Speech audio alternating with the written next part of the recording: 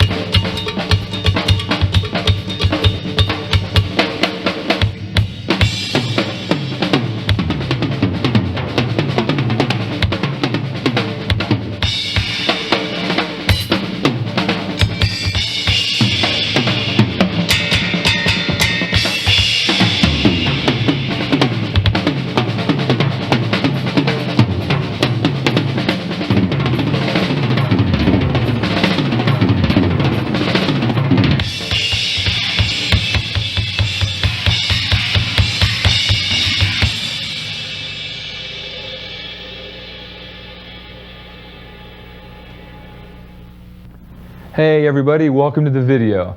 Nope, this isn't the set of that old TV series Kung Fu.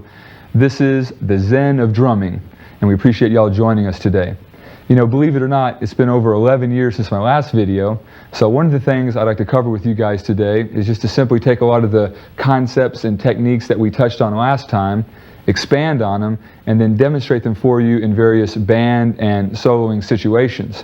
But above and beyond all that, in the years since last time out, I've had the privilege and the pleasure of doing a tremendous amount of touring, particularly in the drum workshop and exhibition arena.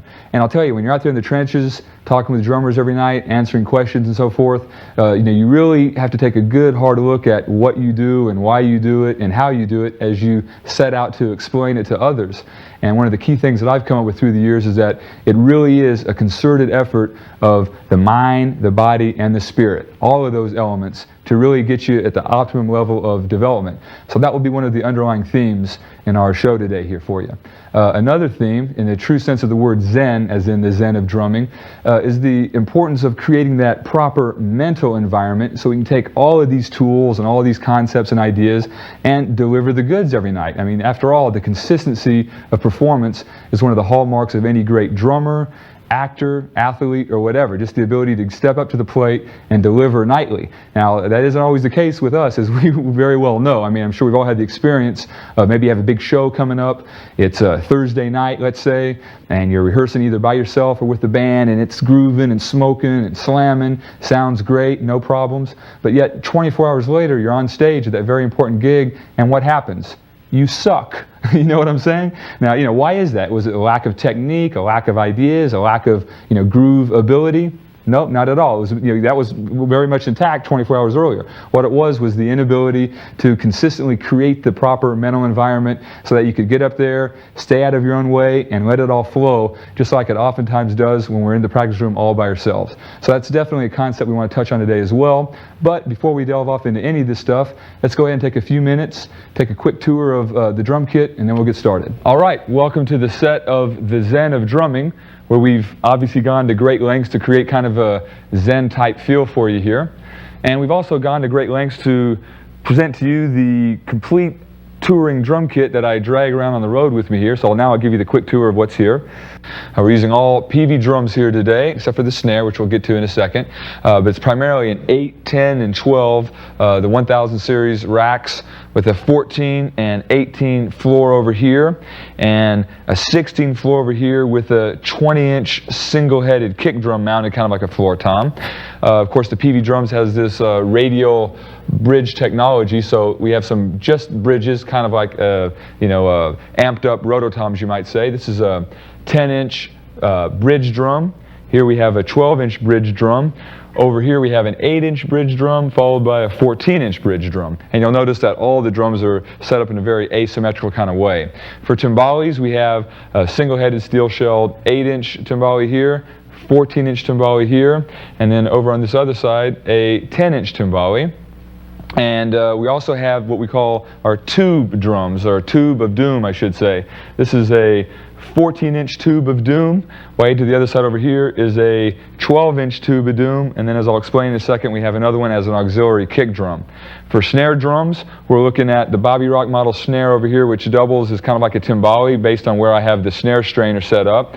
And I have a second BR snare that I like to use as a primary snare when I'm not using this Sonar Signature Series solid bronze 14 by 8-inch one right here in the middle. For cymbals, it's a wide array of AA and hand-hammered series cymbals here, Sabians. We have, the crashes are primarily big, either 19s or 20s, but thin, either thins or medium thins. And you'll also notice a lot of the hand-hammered and AA series carry over to some of the Chinas and the splashes as well. This gives me a range of both the explosiveness from the AAs as well as the more darker or gongier tones of the hand-hammereds. For heads, we're using all of the Aquarian classic clears on everything except for the snares, where we're using the coated satin finish heads here. Sticks are the Bobby Rock model Pro Mark somewhere between a 2S and a 3S in thickness, but a ½ inch longer. So if you really want to get a lot of velocity happening, this would be the stick of choice. Latin percussion stuff, we have the Ridge Rider cowbell over here, a Mambo cowbell over here to my right, and then over here to the left, a jam block. The fourth one we'll talk about here in a second as we get to the pedals. All right, so as far as foot pedals go, we have 9 total pedals back here. 5 pedals over on my left foot side, and then 4 pedals over on my right foot side. And essentially, starting from the far left, you'll notice a combination of various DW hi-hat pedals as well as some customized kick drum pedals. Pedal number 1 is a customized DW with an extra long boom extension arm that extends over to the far left to play the 20-inch bridge drum. Pedal number 2 is a standard kick drum pedal with a Latin percussion gajate bracket hooked up to it where we have a salsa cowbell. Pedal number 3 is my standard hi-hat there. And then pedal number 4 is the left side of the double pedal, while pedal number 5 is a remote hat where I have the foot pedal to the left and the actual hats over here to the far right of the kit. Starting on the right foot side, pedal number 1 is another remote hat operating the VFX distortion hats. Pedal number 7 is my primary kick drum, the right side of the double pedal. Pedal number 8 is another customized DW pedal with an extra long boom extension arm that extends out to accommodate my 16-inch tube of doom. And last but not least, we have one final remote hi-hat pedal where I got the cable over to the right there, and to the extreme right, a pair of Sabian Rocktagons on a extension hat like that. So what this pedal setup enables me to do is access any of these sound sources either individually, like just a hi-hat or just a cowbell or just a kick drum, or by placing my foot halfway between any 2 given pedals, I can get 2 sound sources for the price of 1. So if I want to get like a kick drum and a hi-hat sound, I can do that. If I want a hi-hat and cowbell sound, I can get that cooking. So throughout the video, you may see different examples of utilizing the multi-pedal setup. So last but not least here, we have everything connected together with some Gibraltar hardware. I have a pretty extensive rack that utilizes something like 54 different multi-clamps that carry not only all my various cymbals, but also a lot of the mic stands as well. So that's pretty much it in a nutshell. Let's get it on.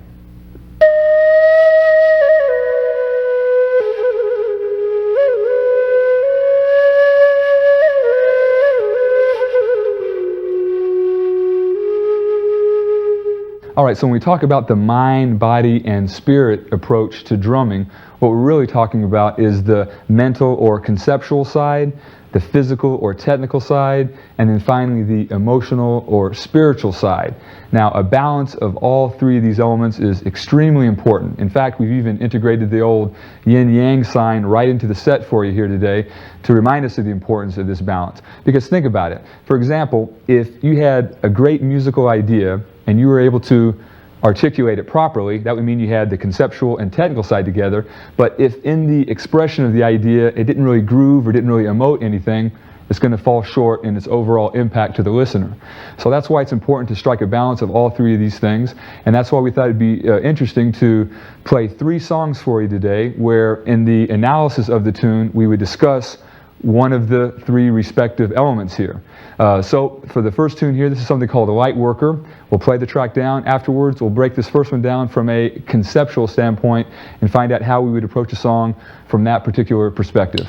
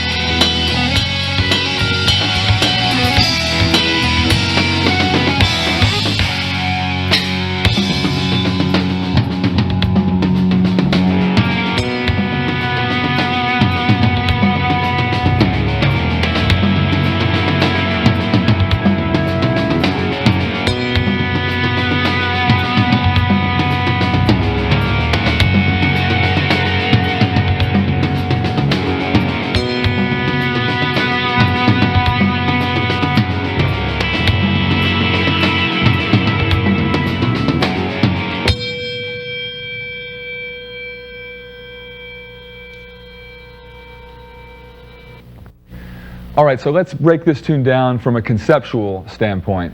And of course, all we're talking about by a conceptual standpoint is just some of the different ideas that we're employing throughout the tune here. All right, for example, we start off with kind of a sticking combinations idea that we're breaking up along a lot of the different sound sources for the primary groove that we'll get to here in a second. During the verses, we have a kind of a straight ahead rock groove with some ghost notes. On the choruses, we have a quarter note feel on the bell of the ride, and underneath the guitar solo, we have more of a Latin sounding ride cymbal part on top of a straight ahead kick and snare pattern. So those are some of the ideas we can focus on, starting of course with the verse groove. All we're doing here of course is the good old eighth note hi-hat groove, 2 and 4 on the snare, catching a rim shot of course, which is where you get some of the stick on the rim, some of it on the head. And it's pretty straight ahead, goes like this.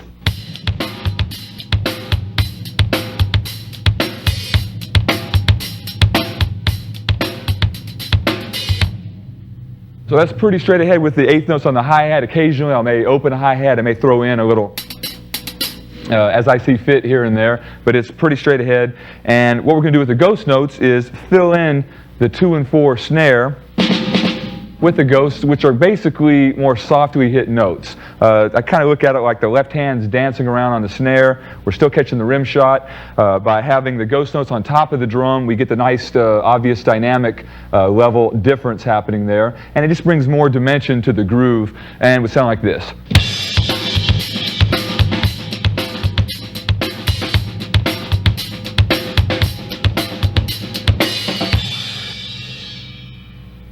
Now, I like to add ghost notes to most of my grooves for 3 reasons. Number 1, they're funky. Number 2, they help kind of supply the groove with more of a forward motion. And number 3, they help kind of fill out the music without stepping on or getting in the way of the guitar and bass parts. So they're always kind of a cool thing to throw into the mix there. On the chorus section of the tune, we're kind of continuing on with the same kick and snare pattern, but we're doing more of a quarter note feel on the bell of the ride. So technically, yeah, I'm playing eighth notes, but because I'm really leaning into the bell there, all you're really hearing is that quarter note feel happening over there. When you put that one in, it sounds like this.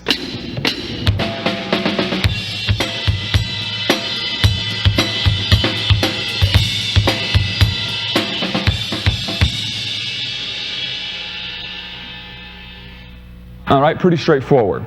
Now when we get to the guitar solo section, what we're going to do to kind of spice things up a bit there is, again, we'll continue on with a pretty straight ahead kick and snare pattern, but instead of just a quarter note or even an eighth note feel on the ride cymbal, we're going to bring some Latin ideas to the table here by playing something that sounds more like an authentic Latin pattern on the bell of the ride while maintaining the rock kind of feel that we have going on between the kick and snare. All right, it sounds like this.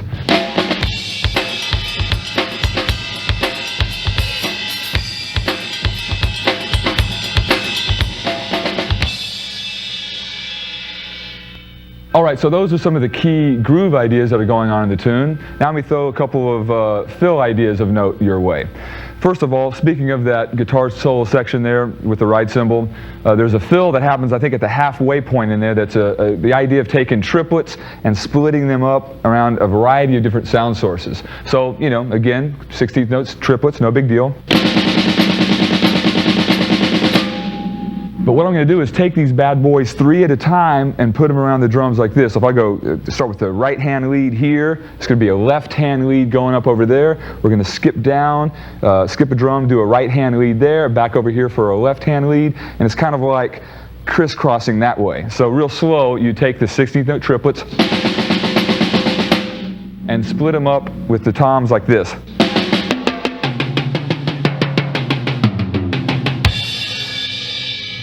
All right?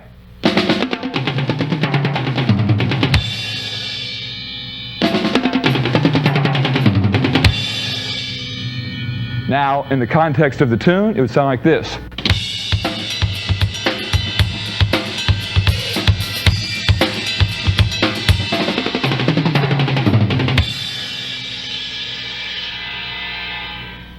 All right, now when we play that tune live, you know, I might go ahead and take a few liberties with that fill, do the same kind of triplet concept, but I might skip around and involve some different toms and different combinations just to keep things interesting from night to night and bring in a little bit of that improvisational concept to the thing as opposed to playing the same fills the same way night after night.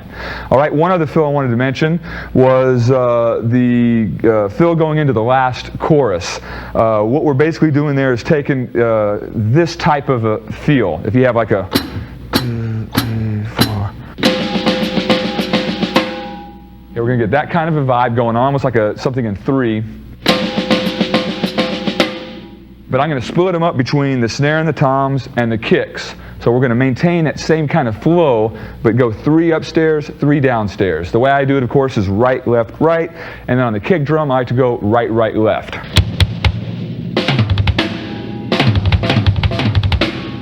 So now with that kind of a rhythm,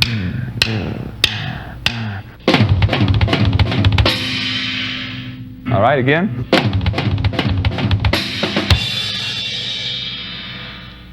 Now to hear that fill in the context of the tune, let's do something like this.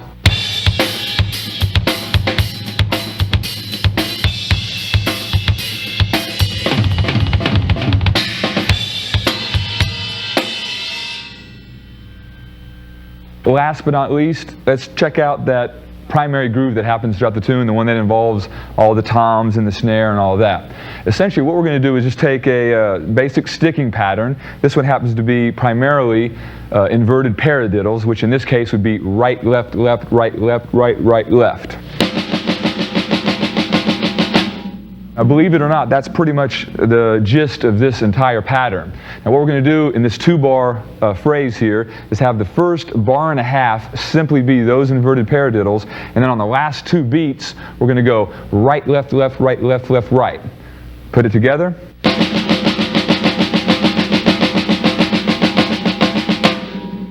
And there you have it.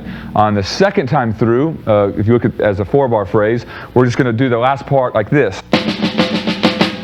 Right, left, left, right, left, left, right, left. That's it. So when you put all of it together,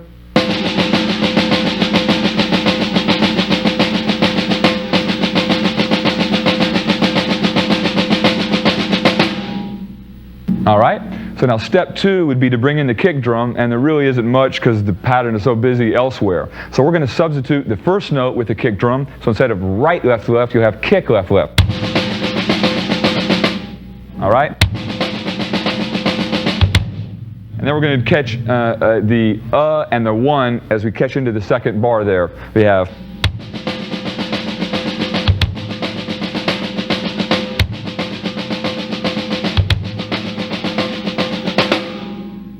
And those are essentially the mechanics of what's going on between the kick drum and the snare. Now, you know, after throwing a couple accents in according to the way it feels, we are going to bring in the other sound sources.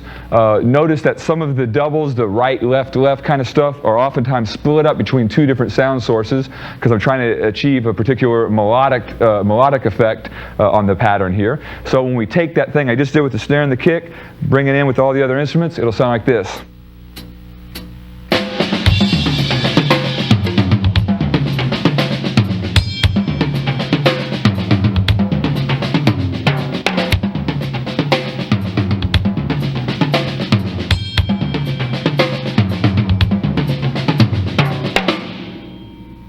And that's pretty much the gist of that pattern right there. Again, it usually, I mean, in this case, it sounds like more than what it really is, but it just goes to show you that when you take the concept of some of the basic rudimental ideas, a lot of the sticking patterns that we work on so diligently, and I know you guys are, on the practice pad and the snare, these are some of the things that we can do as we begin to employ it into a whole group kind of setting here.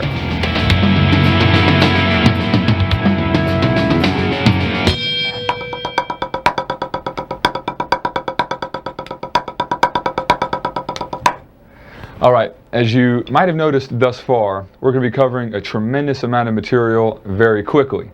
So we thought it might be helpful to invite you here into the practice pad realm so I can maybe further demonstrate or explain some of the ideas that we've covered, and also so I can have another opportunity, once again, to continue to pound into your heads this notion of the importance of working on the practice pad, because everything we do on the kit always stems back to here. I mean, if there's one thing to walk away from this whole video, is that despite how crazy some of this stuff may look, and with my particular kit and all the different sound sources available, anything that you're seeing me do today, you can do some derivative of with whatever kit you have. It just might may involve a few more sound sources, but the common thread between everything is that it all starts right here with the various stickings. So I wanted to break down real quick for you one of my favorite exercises on the pad in working on ghost notes. This is something that we obviously just talked about, and essentially, what it all hinges around are inverted paradiddles, much like the example we just had there with the right, left, left, right, left, right, right, left sticking.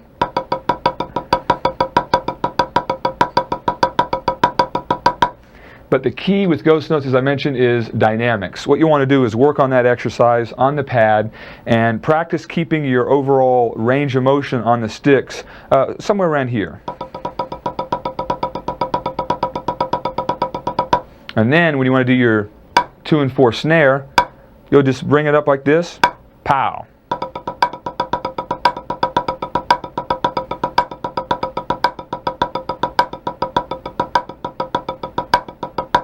And of course, the challenge with this kind of thing on the pad is that you really want to be able to get the control down, so even at faster tempos, everything stays nice and tight, even sounding, and that's why I always like to pay attention to the actual range of motion that the stick is dealing with there. And that's pretty much the mechanics of what's going on with ghost notes where the practice pad's concerned.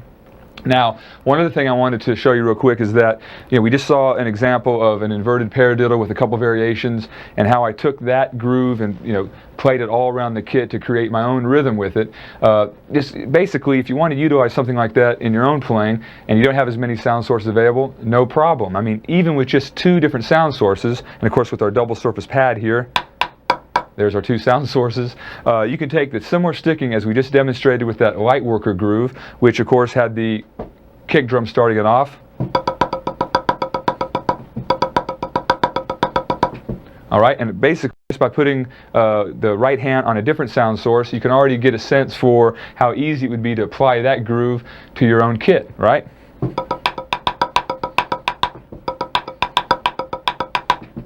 And then from there, if you want to maybe assign a few of the notes to one of the toms or the ride cymbal, just one sound source at a time, you can gradually stretch out and bring in some of the other sound sources of whatever kit you're playing on.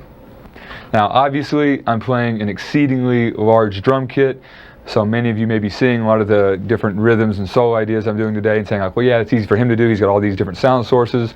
How am I going to apply that to my 4, 5, 6, 7-piece kit or whatever it is that you may be playing? Well, first of all, keep in mind that I obviously didn't start out playing a kit this size. I mean, just like a lot of you guys out there, I had a 3 or 4-piece kit, and then as I would go out and mow more lawns and be able to buy more equipment, timbales and other different additional toms and different cymbals and cowbells and so forth, that's when I really started expanding a lot of my different groove and solo ideas. But the bottom line still remains that whatever size kit you're playing on, everything is going to stem back from the rudiments and from what you do right here on the pad, because you'll take a lot of these rudimental exercises and ideas and patterns, and whether you have 4 drums, 7 drums, or 21 drums, whatever it is, it still is going to originate from the fundamental stickings that you work on right here on the pad. All right, one other pattern I'd like to lay on you here real quick is the one for this groove we're about to check out on the drums called the octopus. Now, as you're about to see it demonstrated, I'll do it one limb at a time for you, so you can kind of see the separation of the parts, and it will appear as though it's like these 2 completely independent rhythms happening simultaneously between the hands, when in reality it's actually based off of this particular sticking pattern. And this is another example of how you can take some basic rudimental ideas, paradiddles, flams, singles and doubles, mix up some different combinations, involve different sound sources, and create the illusion that different rhythms are happening simultaneously. So essentially what we're going to do here is check out an inverted paradiddle for the first half of this 1-bar pattern. This is where the diddle starts off the paradiddle. Right, right, left, right, left, left, right, left. All right? So that's the first half of it. The second half of it is simply this inverted paradiddle that we've been using, where the diddle is in the middle, you might say. You have right, left, left, right, left, right, right, left. All right, the same one we just had. Play those two back to back in a one-bar combination there, and you'll have this.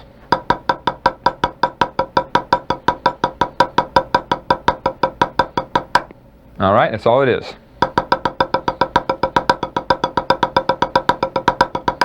Now, even in using that pattern on two different sound sources with our dual surface pad here, you can begin to hear the separation.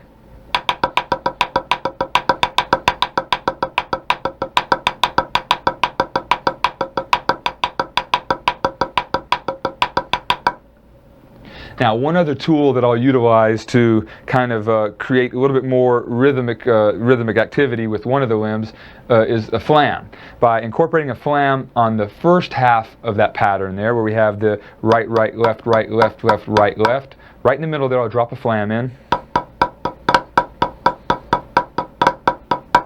All right, two sound sources.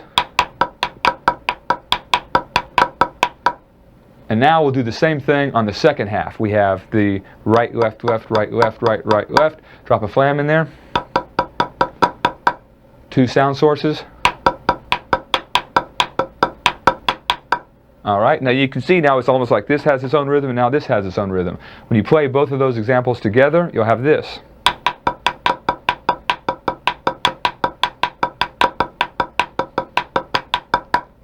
And that's pretty much all that's going on sticking-wise with the octopus. So now let's jump behind the drums and see what we got when we put that sticking all around the different sound sources. All right, so now let's take this sticking combinations idea that we just had in the last tune a step further. This is something called the octopus. And essentially what we're going to put together here is a one-bar pattern that utilizes 22 different sound sources on the kit.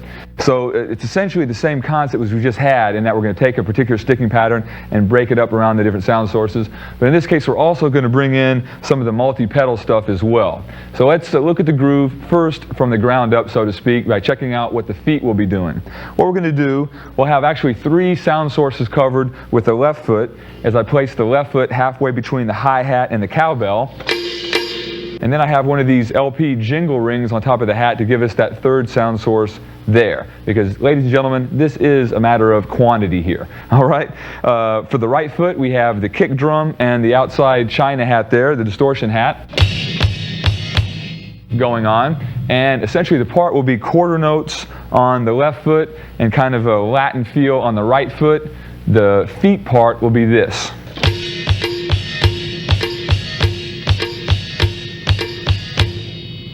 All right, now with the right hand, we're going to come over and use the ride cymbal, the auxiliary hats here, the mini hats, and the Signature Series V-Wave over here.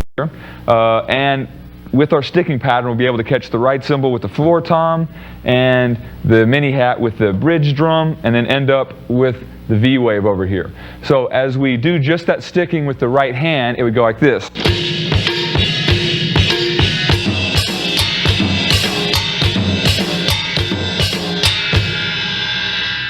Okay, now with the left hand, while that's going on, we're going to catch the timbali, the 12-inch rack, the snare, and finish on the 10-inch rack. So we'd have this just with the left hand.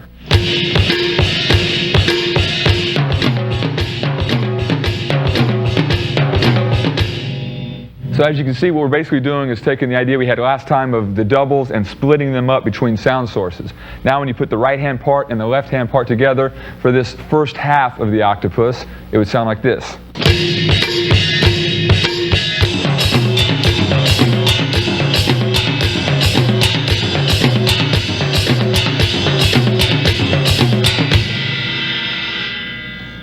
All right, now for the second half of the groove here. We're going to start up here on the 22 China, catch the cymbal disc, and then the cowbell. That part we go like this with the feet.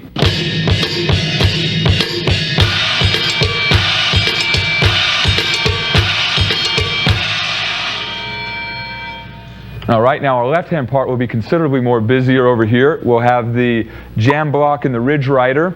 We'll have the 10-inch timbale and the 13 snare, finishing up on the 14-inch bridge drum over here. Just the left-hand part for the second half of the octopus.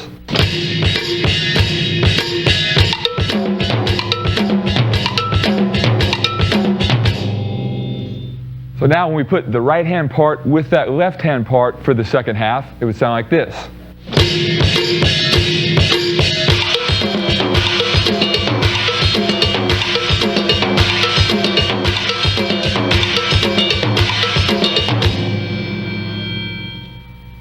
So finally, when we take that original right and left-hand parts that we did there, the first half, combine it with the second half that you just heard there, we'll have a one-bar pattern that utilizes 22 different sound sources.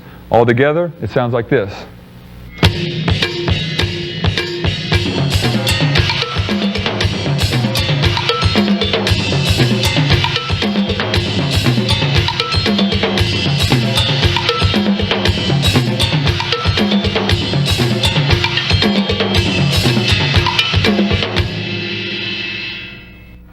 All right, now you can also use some of these concepts in a soloing situation. For example, what I'll do a lot of times if I'm doing an extended solo is I'll set up some sort of either an ostinato pattern or some sort of rudimental kind of pattern with the feet, utilizing the various sound sources in the multi-pedal arrangement. And then I'll also at times maybe set up some sort of a multi-voice groove, kind of like the octopus, and use it as a reoccurring motif in a soloing situation. So I'll play that groove, I'll do some soloing, maybe do this ostinato thing with the feet, back to the motif, and it gives the solo more of a compositional kind of feel. So let's go check out an example of some of those ideas.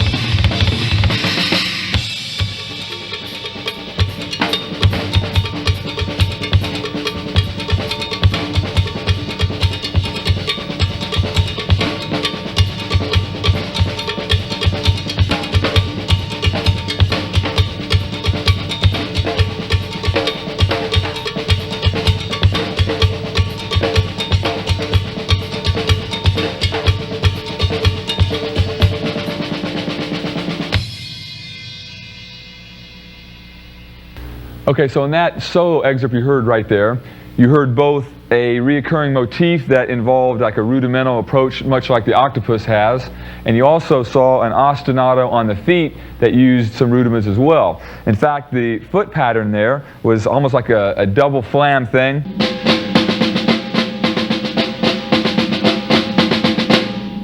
Using the multi-pedal approach, I have the left foot on the left side of the double pedal and the main hi-hat. The right foot covers the distortion hats and the right side of the kick pedal. So to create that kind of sound, we're doing a particular sticking, if you will, with the feet, also involving the two hi-hats.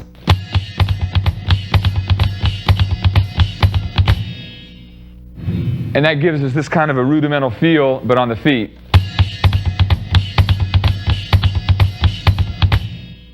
All right, so as we talk about the conceptual aspect of soloing, the common thread between that foot pattern right there and some of the other reoccurring motif kind of grooves that were similar to the octopus was that we're utilizing the rudiments in the soloing context.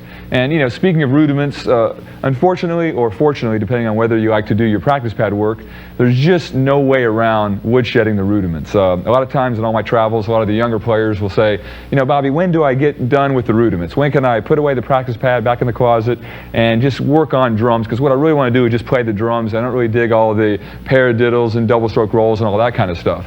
And what I have to tell them is, you know, unfortunately, if you're serious about playing, there's always going to be, or there always needs to be, an ongoing devotion to the rudiments and to the integration of the rudiments into your playing. Like, for example, I like to liken the practice pad work that we do to like the punching bag work that a boxer does.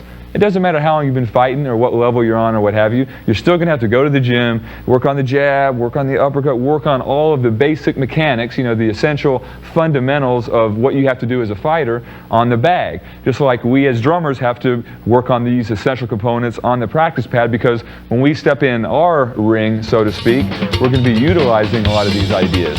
So, you know, even to this day, I like to spend a lot of time, you know, whether I'm on the road or off the road, whatever the case may be, you know, in front of the TV or what have you, hitting the practice pad, going over a lot of the rudimental exercises, because this is what ultimately will be translating to the kit. And, you know, the tighter and cleaner and better sounding you can have your practice pad work and your rudiments in that context, the better and cleaner and so forth that the actual drum set playing will sound as well. So unfortunately, there's no way around it, but I think ultimately your drumming will sound better as a result of your practicing the rudiments.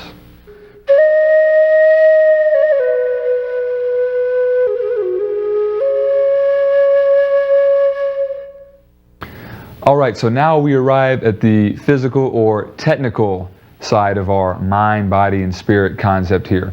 And when we're talking about technique, this is the fun stuff for me. I mean, I've always been a big fan personally of going in and spending a lot of time in the woodshed, working on the four-way independent stuff, and a lot of other crazy ideas on the kit, a lot of the feet stuff, and a lot of the practice pad or rudimental work as we just saw. I've always liked to practice, and of course the technical work that we do, or the technique work we do, really pays in big dividends as we come up with all these crazy ideas in our head, both in the groove and solo world, and then try to go to the practice room to figure out how to play them. So it's definitely a very critical part of the process.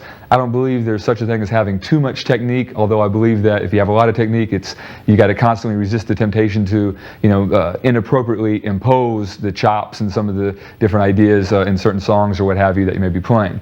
But that aside, let's proceed now with another tune. This is something called Fearless, and then after the track here, of course, we'll break this one down from a technical perspective for you.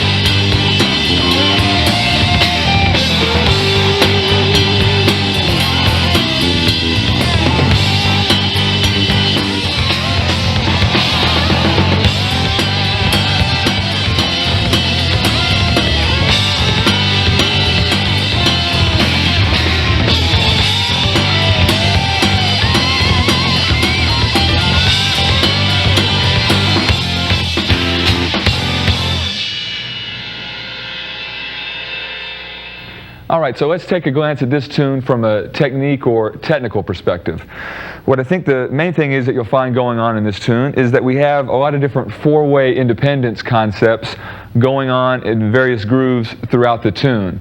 For example, at the beginning, you have like your constant is your right hand on the hi-hat, and then you have the independence going on between your kick and snare part against that pattern. So typically in a four-way independence, or in this case a three-way independence groove, you have at least one constant rhythm and then something else that is going against it, which is why we love to spend those many hours in the woodshed trying to work all those different combinations out.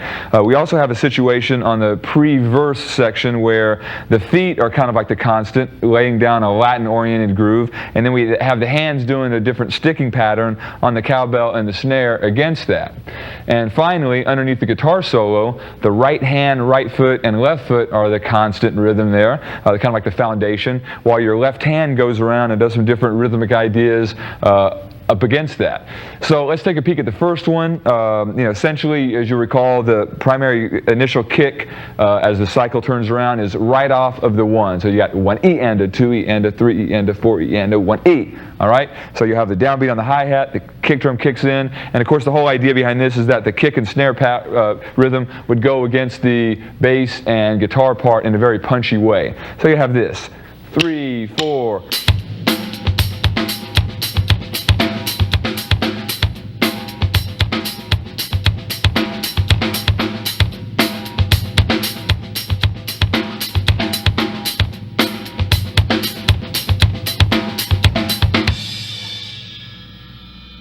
Now you'll notice that in addition to the kick and snare part that's happening there, or I should say in addition to the downbeat snare rhythm there, is that we're bringing in the ghost notes on this pattern as well. And we're also throwing in a 4-stroke rough on the hi-hat. I'm doing a right-right, left-right sticking. And I'm keeping the left hand, if you'll notice, on this side of the hi-hat as opposed to bringing it all the way to the outside, since it has to be ready to catch that next snare. 3, 4.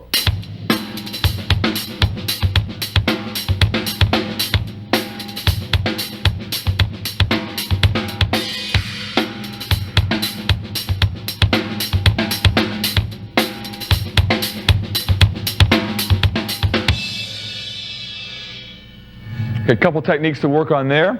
Obviously you want to be able to turn the right hand on autopilot, so to speak, whether you're doing straight eighth notes or more of the downbeat kind of feel like I have going on that tune. And be able to play a variety of different rhythms on the kick and snare against that. So there's going to be the crux of your dilemma in working out that kind of an independence pattern. On the pre-verse section, what we have going on, as I mentioned, is the right foot and left foot playing a fixed rhythm based on this.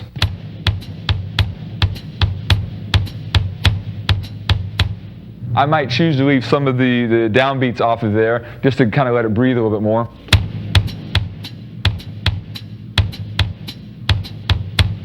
But still, that will be like the foundation of the groove. And then with the right hand and left hand, we're just going to take a sticking combinations pattern, play it on two different sound sources, the cowbell and the snare.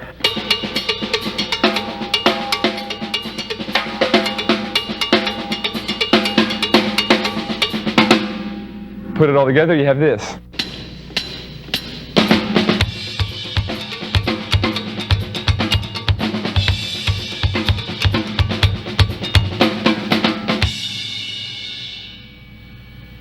Now, essentially the way you want to develop this kind of technique is you'll probably have to start with the foot pattern reoccurring. And then you'll just want to play a variety of sticking patterns against that foot pattern. All right, so you may do like paradiddles or double strokes or something out of the old George Lawrence Stone stick control book, whatever. But the idea is to start with getting the fundamental coordination between the hands and the feet going. So you may have something like this.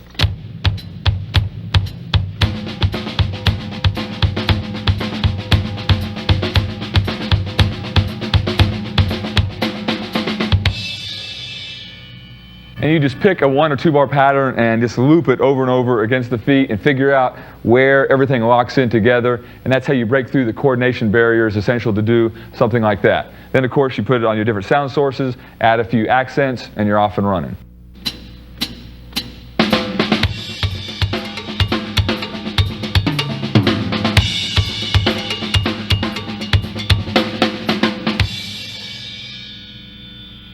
I approach that groove in almost an improvisational manner, and that's why sometimes I'll get the left hand and I'll pick up an extra tom or a timbali or something like that as I'm maintaining that same flow. So it's essentially built around the same technique. We're just throwing some accents in there and getting the left hand involved with some other sound sources, or even the right hand involved with the floor tom or something like that, kind of like as I feel it in the moment. Finally, underneath the guitar solo section, we go to the next level here by having a constant rhythm going on with the right hand on the right cymbal. We have the right foot on the kick, the left foot on the hi-hat, a similar pattern with the feet. But now we're going to add another constant. This will be the quarter note feel on the right cymbal. And also we're going to play an upbeat pattern on the hi-hat there. So you'd have against your quarter note.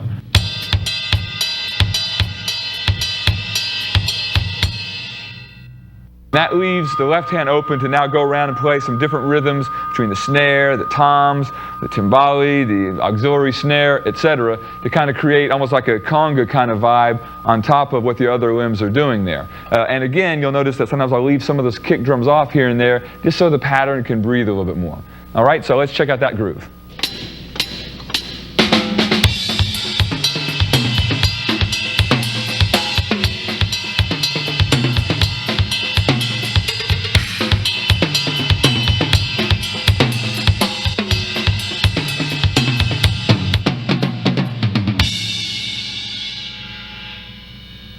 And once again, you know, the process is the same. You'll have to sit in the woodshed, get your primary limbs doing the repeated figure, which in this case would be, of course, the right hand, the right foot, and the left foot as I demonstrated there.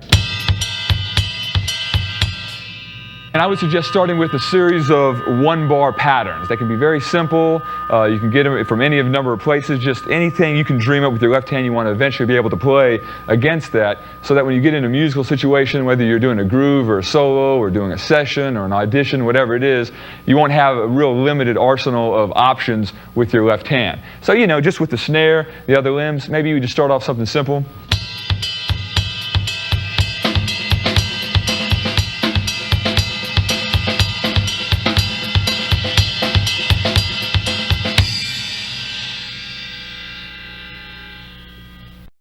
And then, of course, once you feel comfortable with the left-hand snare parts and all the different variations of those kind of rhythms that you'll be able to put together, then you simply move the left hand around to different sound sources available on the kit to create the final pattern that you would play in a band situation or a solo situation.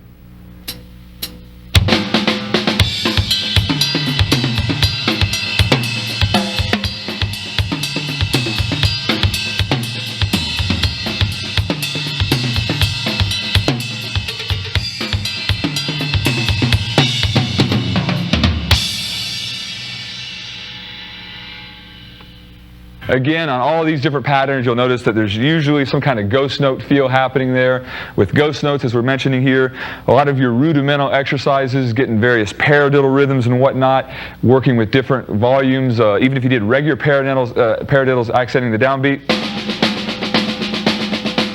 that would do worlds of good in assisting you in developing the proper technique for ghost notes, which essentially is a question of dynamics. I mean, if you're playing the left hand all at the same volume,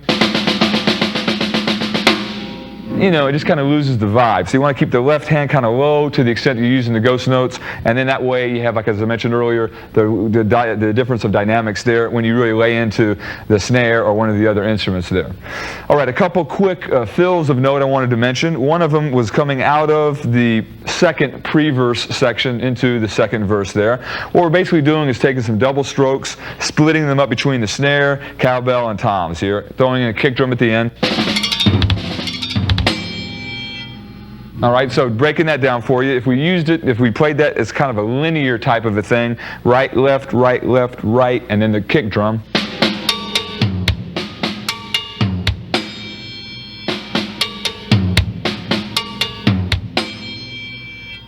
What we're going to do is put all that nice practice pad to work here, I should say, where we're going to go around and now double up on everything.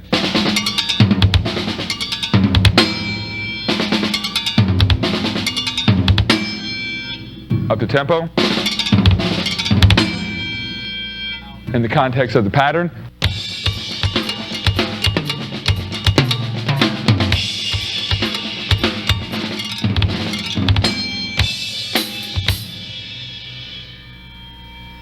All right, one other fill technique I wanted to mention on this one is kind of the timbali-oriented fills that happen underneath the guitar solo section as well. We already have that kind of Latin-esque groove happening, so what I'll do is take some of the traditional sounding timbali parts, maybe over here authentically it may be more like this kind of vibe.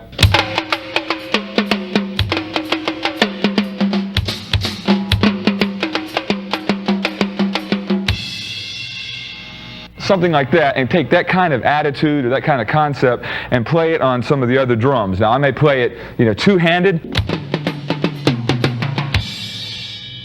or I may play it double-handed.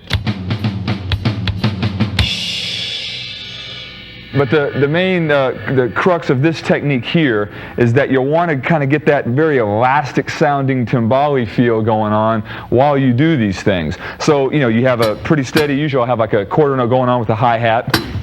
And then I want to it's almost like you want to stretch it. You want to make sure that the notes are way as far back in the pocket as they can be.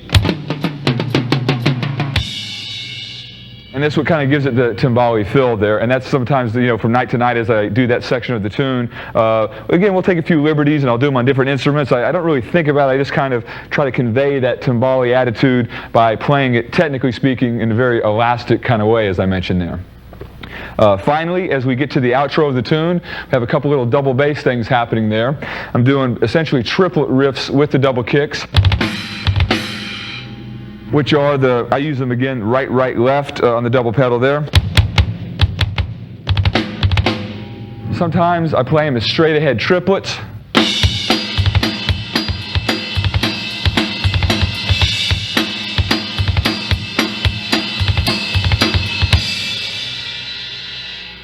Other times I might delay them a little bit and try to cram them all in there, kind of like a four-stroke rough type of sound.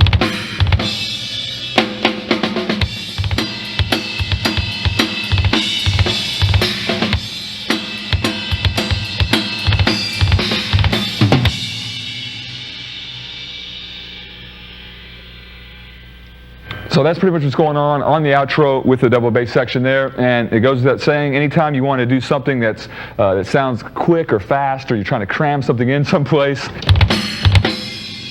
it always starts very slow in the practice room because you want to make sure that it's clean, no matter how fast or slow, whatever it is. The most important thing is that you're able to articulate the idea properly. So I've spent hours at a time just isolating a riff like that. Making sure it sounds nice and clean that way. So, back to the woodshed we go.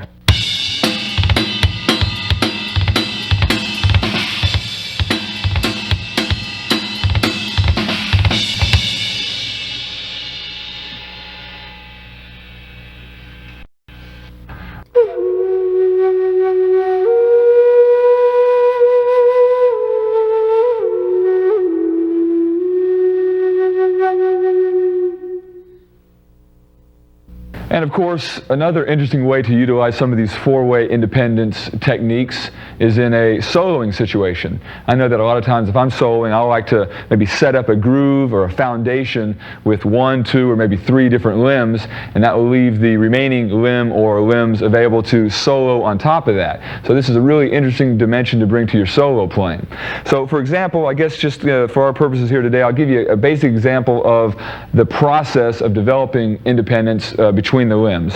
So let's just start just with the hands and have that example here. What we'll do basically as the process goes, the very painstaking process I might add, is that you'll pick a primary rhythm with one limb. In this case we'll use the cowbell and we'll use a simple one-beat ostinato.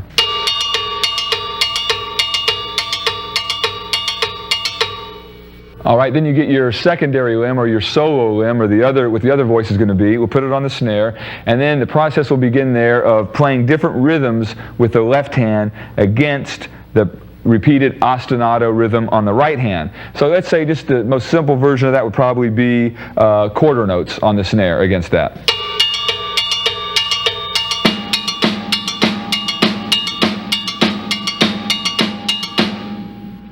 And there begins your journey, all right? Because what you'll want to do is play a variety of different one-beat ideas against that, upbeat eighth notes, different 16th note combinations, just to get a feel for how it fits against the ostinato. Eventually, you'll want to choose like maybe a one-bar pattern. Maybe you have something on the snare like this. you want to work that out against the ostinato.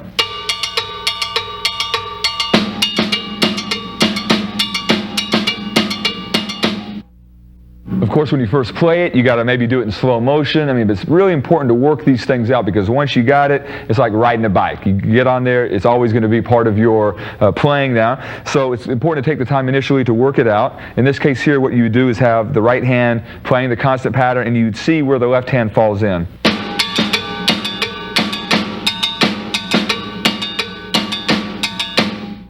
All right, then you go to your next one-bar pattern, and the process continues until you get to a point to where you can just turn the right hand on autopilot, as we say, and then just play a variety of different rhythms against it with the left hand.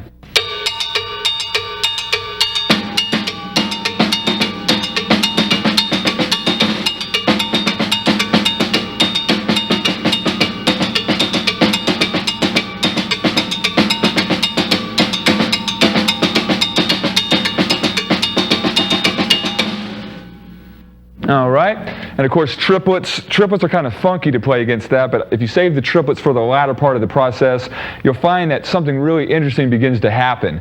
It's almost like literally the hand is just like, you flick a switch and the hand continues to play the ostinato there.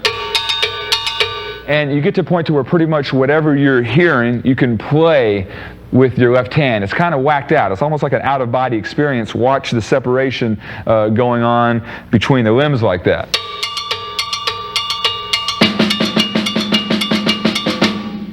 Those almost don't really have a way of fitting against the ostinato like the other patterns do, but by the time you get to triplets, something really weird will probably start happening.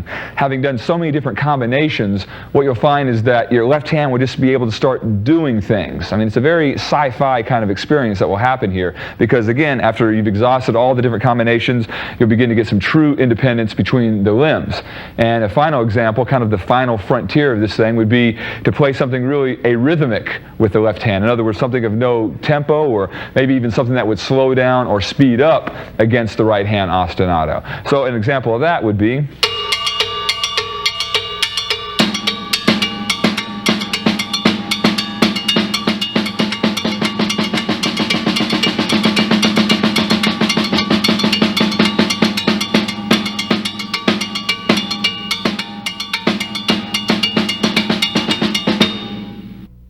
All right, now, of course, the vantage point that this gives you is that there are no limitations now. When you have all the limbs laying down the groove and you want to solo with the hand that can do that, now you're not restricted to, well, I can only play, eighth notes and quarter notes and maybe this kind of a rhythm, but I can't play triplets. There's none of that. You can just go ahead and let it rip, let it fly, and improvise. So let's go ahead and take a peek at a solo excerpt that utilizes some of these four-way independence techniques.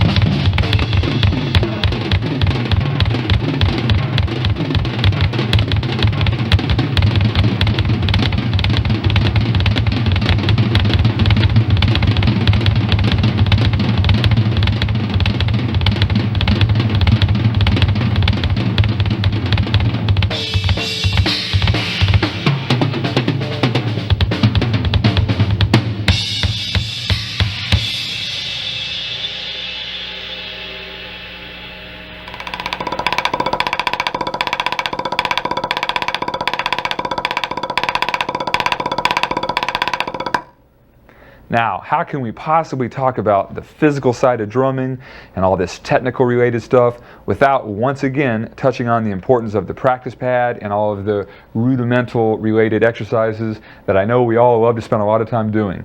Once again, as we've been saying over and over again, there's no way around it. Whatever you're doing on the kit, it always just get back to the pad here. And when we're talking about technique development, there's just no real substitute for a lot of hard work. I mean, I wish there was some kind of special protein powder or herbal supplement that I could turn you guys onto and magically make your single stroke roll increase in speed by 50% overnight. No such luck. However, there are a number of kind of accelerated techniques and tools of the trade that I've run across through the years that I'll share with you now, at least a few of them, so that maybe you can help expedite your progress with technique. First of all, starting with the pad, I groove on this ProMark X pad, the dual surface. They have several different styles, but the dual surface pad gives you obviously two different surfaces to play on here. And for example, with the exercise we just saw, kind of non-rudimental related, where we were working on the four-way independence, you saw the cowbell and snare drum demonstration. It's great for that kind of stuff. And also when you're dealing with taking any kind of rudiment like single strokes or double strokes around the kit, when you're going between the snare and the cowbell and the toms and all that, this gives you a good, two different kinds of surfaces to play on, so you can kind of make the adjustment technique-wise to make it all as smooth as possible. So that's what I like as far as this pad's concerned.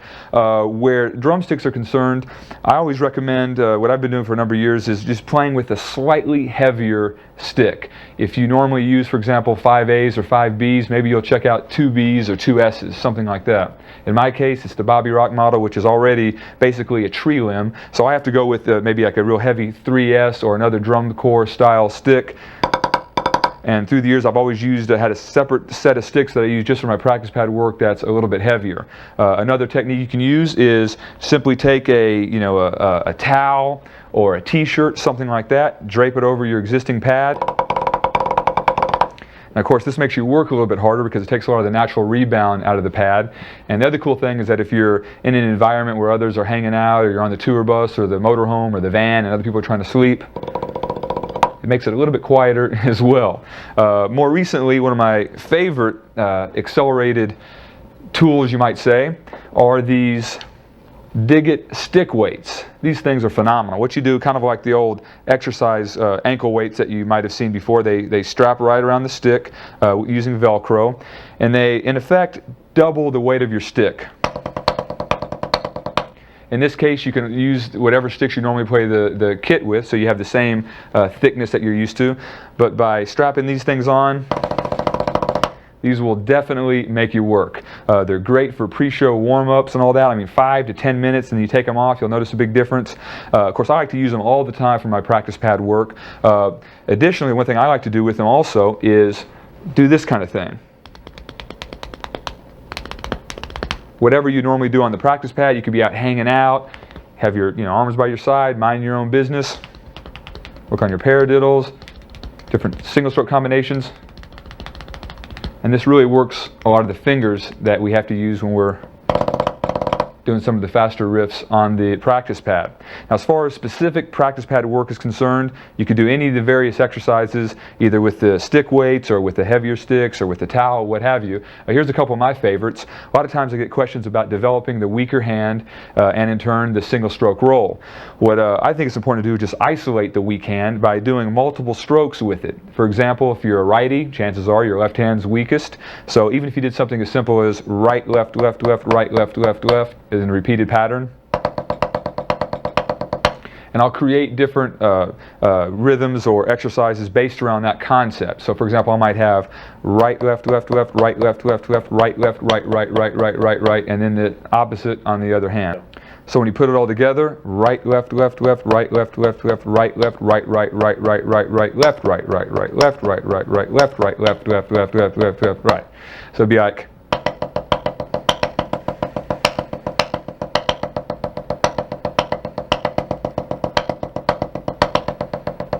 when you're first working on this, believe me, you may experience a lack of control. You may try to just get 3 and then you get 4 instead, and all other kinds of embarrassing things. But this is how you develop the control. You'll notice you're using a lot of fingers to get some of the notes cranked out of there, especially at the faster tempos. But again, when you're first starting out, and you can play those single notes louder if you want. But however slow you got to go, it's no shame, believe me, there's no shame in that.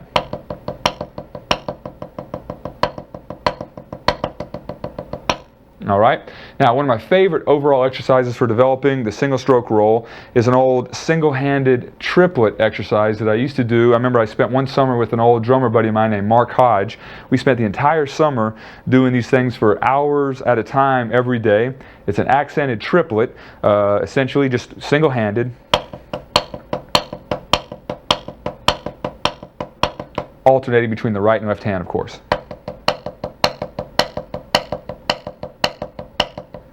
Now it sounds and looks very easy, but what we would do is we'd start off with a metronome at a relatively slow speed. So at that point we'd maybe do 16 per hand.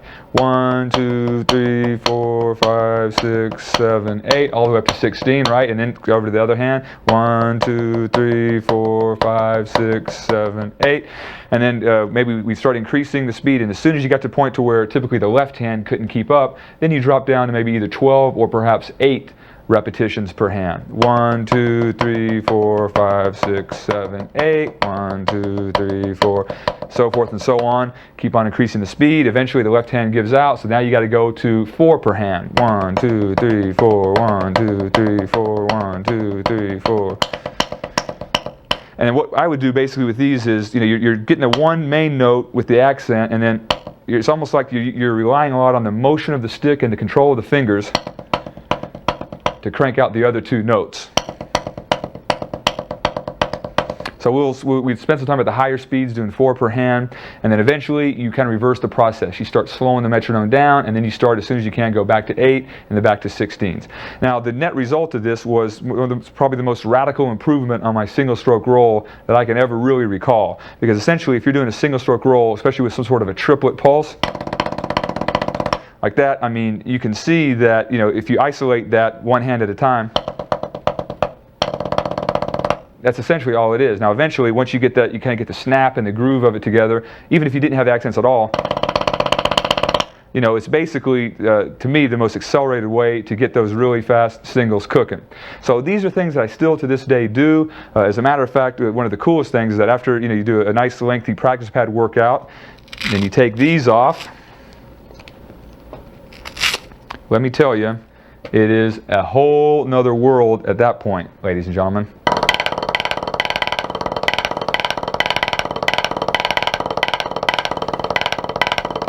All right, so while on the subject of all this physical, technical stuff here, let's talk a little bit about our physical health and how important that is for us getting up there and doing what we got to do every night. Especially as drummers, I'm telling you, we really rely a lot on our physical strength and endurance to be able to cut the gig, especially if you're doing a hard-hitting gig. And of course, last time in my first video, you may recall that we went to the gym and talked about, weightlifting and how it could really improve your overall, speed, power, and endurance. In this case, we like to focus on more the nutritional side of things there. Now, for me, when I made the transition into vegetarianism some years back, I noticed a tremendous difference in my ability to play for long hours at a time, to sleep less at night, to basically abuse myself more on the road through the very hectic lifestyle inherent to touring, and still be able to get up and deliver the goods every night. So although I don't necessarily push vegetarianism off on other people, it's the healthy eating and some of the principles that I discovered that I like to share with others, especially my drummer brothers and sisters. Now, in my book, Muscles, Mangoes, and Meditation, I delve off into great detail, a lot of the different principles and a lot of the specifics. But for now, let's jump in the kitchen, and I'll give you some idea of some of the foods that I like to eat for optimum performance and superior health. All right, so here we are out on the road right now. I'm hanging over friends just back from the grocery store. First of all, before we get started, I would ask that you abandon all preconceived ideas about health food and the logistics of eating it and what it tastes like and all that. It's a whole new ball game nowadays. I mean, it isn't like it was 10 or 15 years ago where it was all about, brown rice and broccoli. And I mean, there's so many different variations now, as I'll show you. And a lot of this stuff is absolutely delicious. Here's like a veggie loaf. It's kind of like a meatloaf type of vibe. You can see you got the gravy going there. You got the potatoes. You got the peas and corn happening. Throw it in the microwave 5 minutes. You're ready to roll. For those of you that love chicken McNuggets, here we have chicken-free nuggets. Basically the same vibe. You can even dip them in ketchup, but you're not getting any of the saturated fats and all the other hazardous byproducts, I should say, that are affiliated with the real McNuggets. For a real quick either soup or hot cereal vibe, we have some black bean soup, add hot water, or some oatmeal. This is a banana nut barley vibe here, add hot water, have a meal in no time. Oh, and here we have the elixir. This is it right here. Making a big ass salad, that's right. Nowadays they have these pre-packaged salads. I know a lot of times it's a hassle to cut everything up, and of course if you can go to a health food store and get the organic stuff, that's always best. But in a pinch, you get one of these pre-packaged leafy green salads like this. There's all kinds of varieties, and of course the ultimate, ladies and gentlemen, spinach. I love it. It's one of the best things you can put in your body. Of course my favorite, avocado, one of nature's most perfect foods. Slice some of that in there. I mean, if you're really in a hurry, just put the leafy greens in there and go on about your business. But if you want to have more of a complete meal out of it, add the avocado and some of the other vegetables. 5-minute max. For salad dressing, Newman's Own right here. I like this particular one. It's an olive oil and vinegar dressing. It doesn't have any animal products in it, and it doesn't need refrigeration. So if you're out on a tour, you can carry this around. Whatever kind of sandwich you like now, you can find a substitute for in the vegetarian world. Here, this is a country ham style. This is a deli slices style. So as you can see, it looks like it, smells like it, and as hopefully you'll find out, it tastes like it. The real thing that you find at the grocery store, that, Oscar Mayer or whatever, but this stuff is not going to have any of the animal products, any of the saturated fats, or any of the other harmful ingredients that all that stuff does. Instead of regular mayonnaise, check out some Nayonaise. There's this brand and several others that deal actually with the silken tofu. All right, now I know when you think about tofu or soy, we always think about the tasteless white stuff that we see at a lot of the Asian restaurants, but what they're doing with tofu nowadays and soy is unbelievable. For more of a breakfast kind of scene here, in addition to our hot cereal, you got regular cold cereal. These are going to go without all the refined sugars you find in your traditional kind of cereals there. I like to use soy milk for cereals and also just to drink. I don't use dairy products in any of my stuff. I don't drink milk or anything like that. And this is, to me, the much healthier way to go. Just keep in mind with soy milk that there's a lot of different brands. Here's 2 different kinds right here. There's several others. You got to try different ones to see which one you like best. I like to do little soy shakes. There's a lot of different kinds of spirulina-based soy powders like this. A lot of times they'll use like the isolated soy protein or whatnot. There's different kinds, different flavors. You have vanilla, there's chocolate. These are great for the road. You just break one of these off into a blender with one of your soy milks, and you have kind of like a nice little between meal snack for a protein shake like that. Snacks, very quickly here. The old trail mix. There's a lot of different brands, a lot of different companies. This is a raisin nut mix. These are great. Of course, I like to get all of them raw as much as I can as opposed to the cooked kind. Also, we have the Cliff Bars. I love these things. There's also Luna Bars, which are kind of like the offshoot from Cliff Bar. These are delicious and, again, great to have as snacks. One of the main things I like to advocate is having 4 to 6 smaller meals throughout the day instead of overeating and trying to load it all in with the traditional 3 squares. I think your body assimilates the food differently. You have more of a even-keeled level of energy throughout the day by having the smaller meals throughout the day, and that's where these kind of snacks can come into play. You have a nice lunch, maybe in the mid-afternoon you get a little hungry, have a couple bars or some trail mix or something, and then you're all set for dinner. You're not starving to death where you're going to be overeating. For you soda junkies out there, you don't have to give anything up. Here we got some root beer.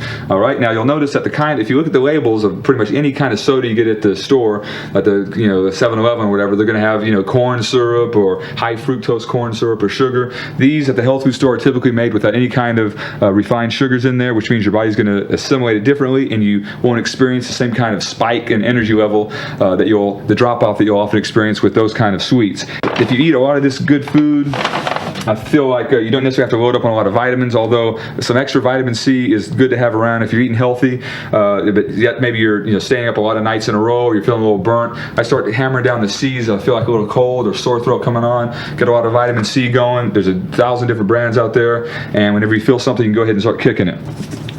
This is the be-all, end-all right here. a smoothie mix, making a smoothie. Now, I know it may seem kind of foreign to talk about because it will involve a blender, but the way I look at a blender is kind of like a drummer would look at a stick bag or a foot pedal or a snare drum. It's just as important a part of the arsenal and keeping you healthy as anything else. And whether I'm home or on the road, I got the blender, I make the smoothie. This particular brand here is my favorite. I've been doing this one. I usually do 2 of these a day, one in the morning and then one before the show. And this one here, in my opinion, is heads and tails above all the others with all the different ingredients that are used. But basically, with whatever you use, you want to use one that is more, not like a protein powder kind of smoothie, but more like a green powder kind of thing. More that would have like either the spirulina or the barley greens or that kind of thing. And then you simply mix it with apple juice and a banana. Now, people always trip out, oh, I'll never have time to do it. How are we going to, when am I going to make it and so forth? Let me just demonstrate very quickly how easy it is. We got some organic apple juice here. You can use Minute Maid or whatever you want as long as it doesn't have any refined sugar in it. Pour it in. Now, if we had a clock going right now, we'd see that we're at maybe 10, 15, 20 seconds right now. Get all your apple juice in the blender there. All right. We're going to get a scoop of this beautiful powder here. All right. Oh, yes, ladies and gentlemen, it's green. What did you expect? Purple or yellow? I mean, Now, we're just going to add a banana to the mix here. All right. I just pop it out of there. I like to break it up a little bit so it will blend a little better for you. Crank this bad boy on.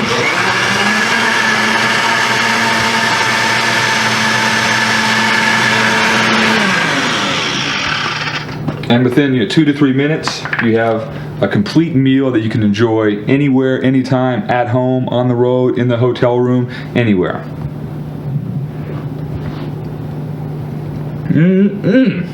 Delicious. Water. We got to have it. We got to have a fair amount of it every day, especially if you're sweating a lot. I'll have one of these handy. I'll just kind of sip at it throughout the day. And if you satiate your thirst that way, it'll also help you maybe resist the temptation to go grab that 7-Eleven big gulp or something like that. And of course, it's very important to keep your body properly hydrated, of course. So in a nutshell, we got eating 4 to 6 smaller meals a day. We have the notion of trying to lean more towards the vegetarian style foods like this, and also trying to eat food in more of its raw, natural state. Raw greens here. Of course, we've got some beautiful fruit over here, some mangoes, pears, oranges, all that stuff. These are great for breakfast as well. But between the fruit and the vegetables and some of your trail mix and all that, you get a lot of the raw foods, and these are the kind of things that will lead you towards superior health.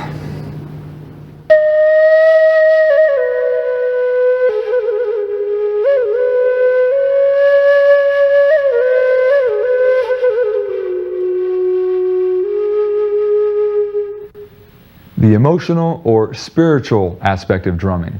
This is certainly one of the more intangible aspects of our mind, body, and spirit concept here, but it is an extremely important one.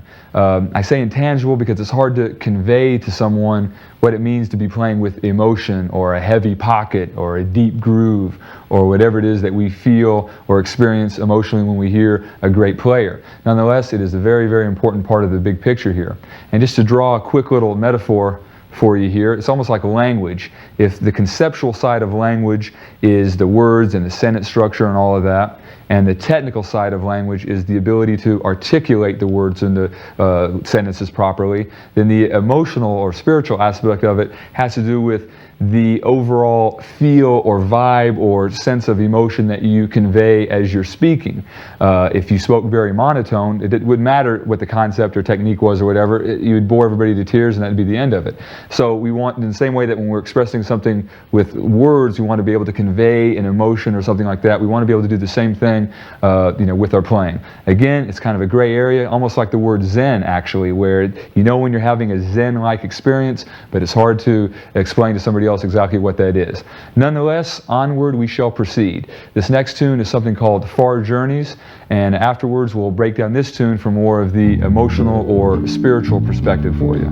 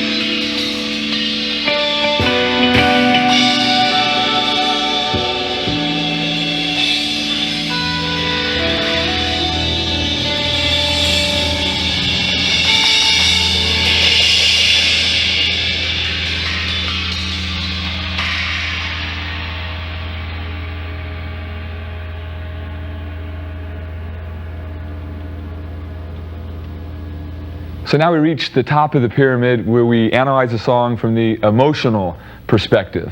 We've had the conceptual, the technical, and that's kind of set the stage for the emotional side of things.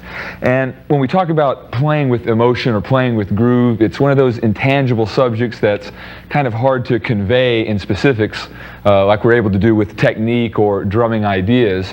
But I can certainly say that, to the extent that you have your conceptual side together and your technical side together, this certainly sets the stage for being able to get back and play with some feel. I think if you're tied up, if you're not sure what you want to play and it's a little fuzzy conceptually, or if you have some difficulties with something technically speaking, then that's going to inhibit your ability to really be in the moment. And that's what I think is really all about. That's what it's all about when we're talking about the emotional side of things. Being in the moment, giving every note, every hit of the drums your full attention and its full value. For example, a lot of times I'm sure we've all had the experience of seeing a drummer play where we knew that he wasn't in the moment, or she wasn't in the moment. We go to the gig, we watch somebody do this here.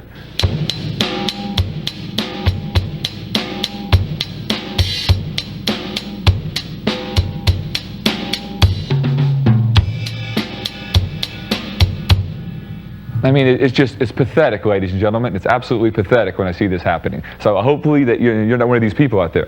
But the problem with that is that there's no vibe. That might have been the right part for the song. The idea might have worked. They might have had the technique, but there was no attitude. There was no vibe being conveyed. And I'm not saying you have to smash and bash to convey the vibe, but I mean, come on. If you're playing...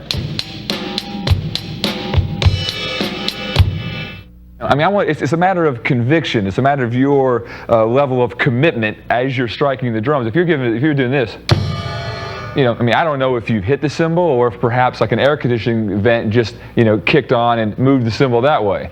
You know what I mean? It's okay to hit them. Because the whole idea there is you want to kind of convey something, and the best way that I know how to do it, as hopefully illustrated on the song we just had there, was almost viewing it as if you're playing in slow motion. You want to give every note its just due. So for instance, on the tune we just played, Far Journeys there, you'll notice that we had the good old right-hand ostinato thing happening on the hi-hat.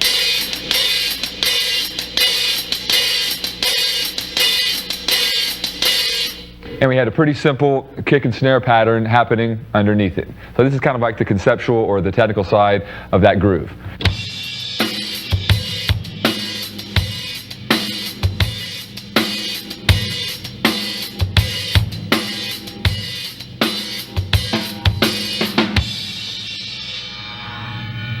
My thing is, again, I want to play every note, every hit of that tune, full volume, not necessarily full volume, but full conviction and full, with the notes, full value intact there. Just like when we go over to the chorus section of the tune, it's kind of a similar concept. It's pretty much a straight ahead eighth note kind of pattern there, a lot of cymbal accents and that kind of thing.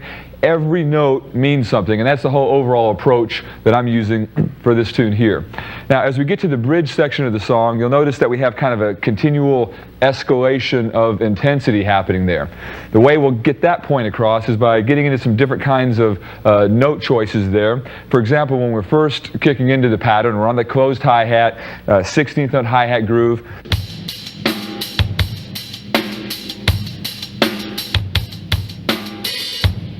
Nice and tight sounding. From there, the next cycle around, we go over to the right cymbal and play just eighth notes leaning on the bell.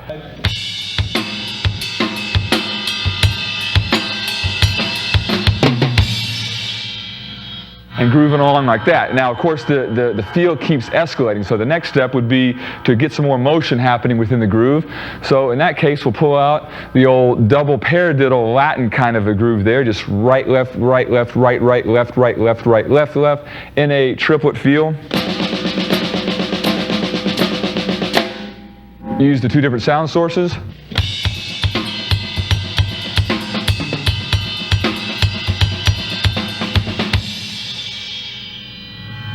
So essentially what we're doing, as I mentioned, is a straight ahead double paradiddle between the ride cymbal and the snare, with occasionally we'll pick up a couple doubles on the toms, and to keep everything cruising along, and by going to triplets there, it helps escalate it. From there, we go ahead and kick in on the latter part of the groove into more of a 30-second note kind of feel with the ghost notes. It's essentially built around the right, left, left, right, left, left, right, left. That kind of thing. Again, split up between the bell of the right and the snare.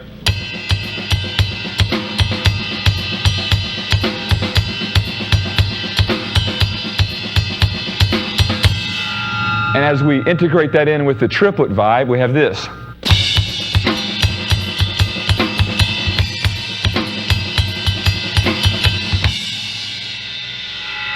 So it starts off in the triplet mode and it kicks into the very quick 30-second note kind of feel.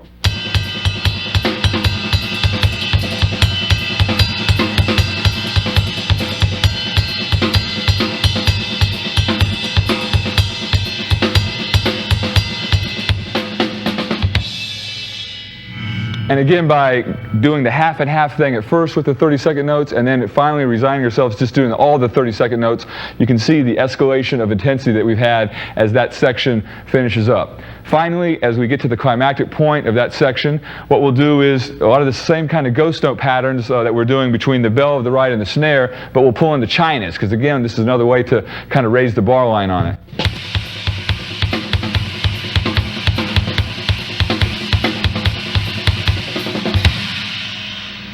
And then once we get, that cooking there, then I'll bring in some left hand on the china stuff, and everything I'm doing there is based around the ghost note pattern and based around essentially accented snares where we're putting the accented note with a kick drum on each of the chinas. All right, to kind of slow that down for you there, if you're coming off of your ghost note pattern.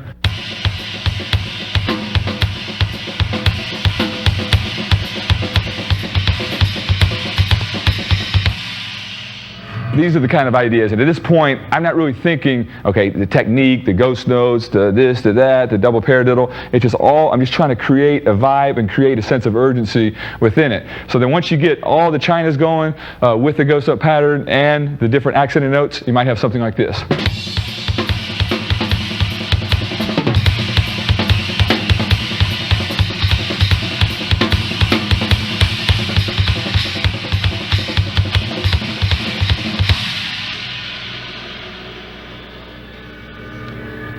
So that's pretty much the approach we have on that tune. And of course we finish off that last cycle and go back to our ostinato pattern for the final verse there.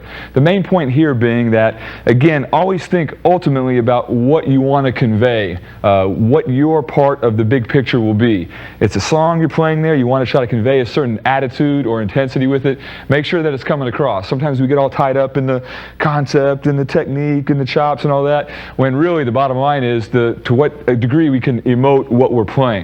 So now let's take a little bit of a solo excerpt here where we show some of these concepts in action in that context.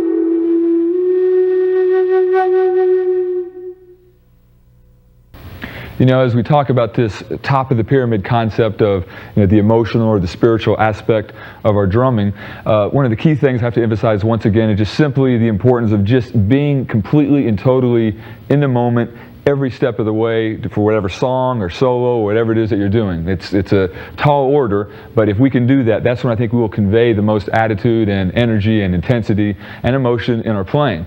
However, one of the key problems and challenges with doing that is, you know, how our brains are constantly bombarded with all of this outside stimuli, and we're constantly 90 miles an hour throughout the day, and we got the cell phones and the pagers and the internet and all these other kind of things distracting us. And when it comes time to play, a lot of times we're simply frazzled, and it's difficult to concentrate on the business at hand here. So one of the things that I've run across that I think that really has helped a great deal and helped me focus at the gig or at the session or what have you is a lot of the benefits from meditation.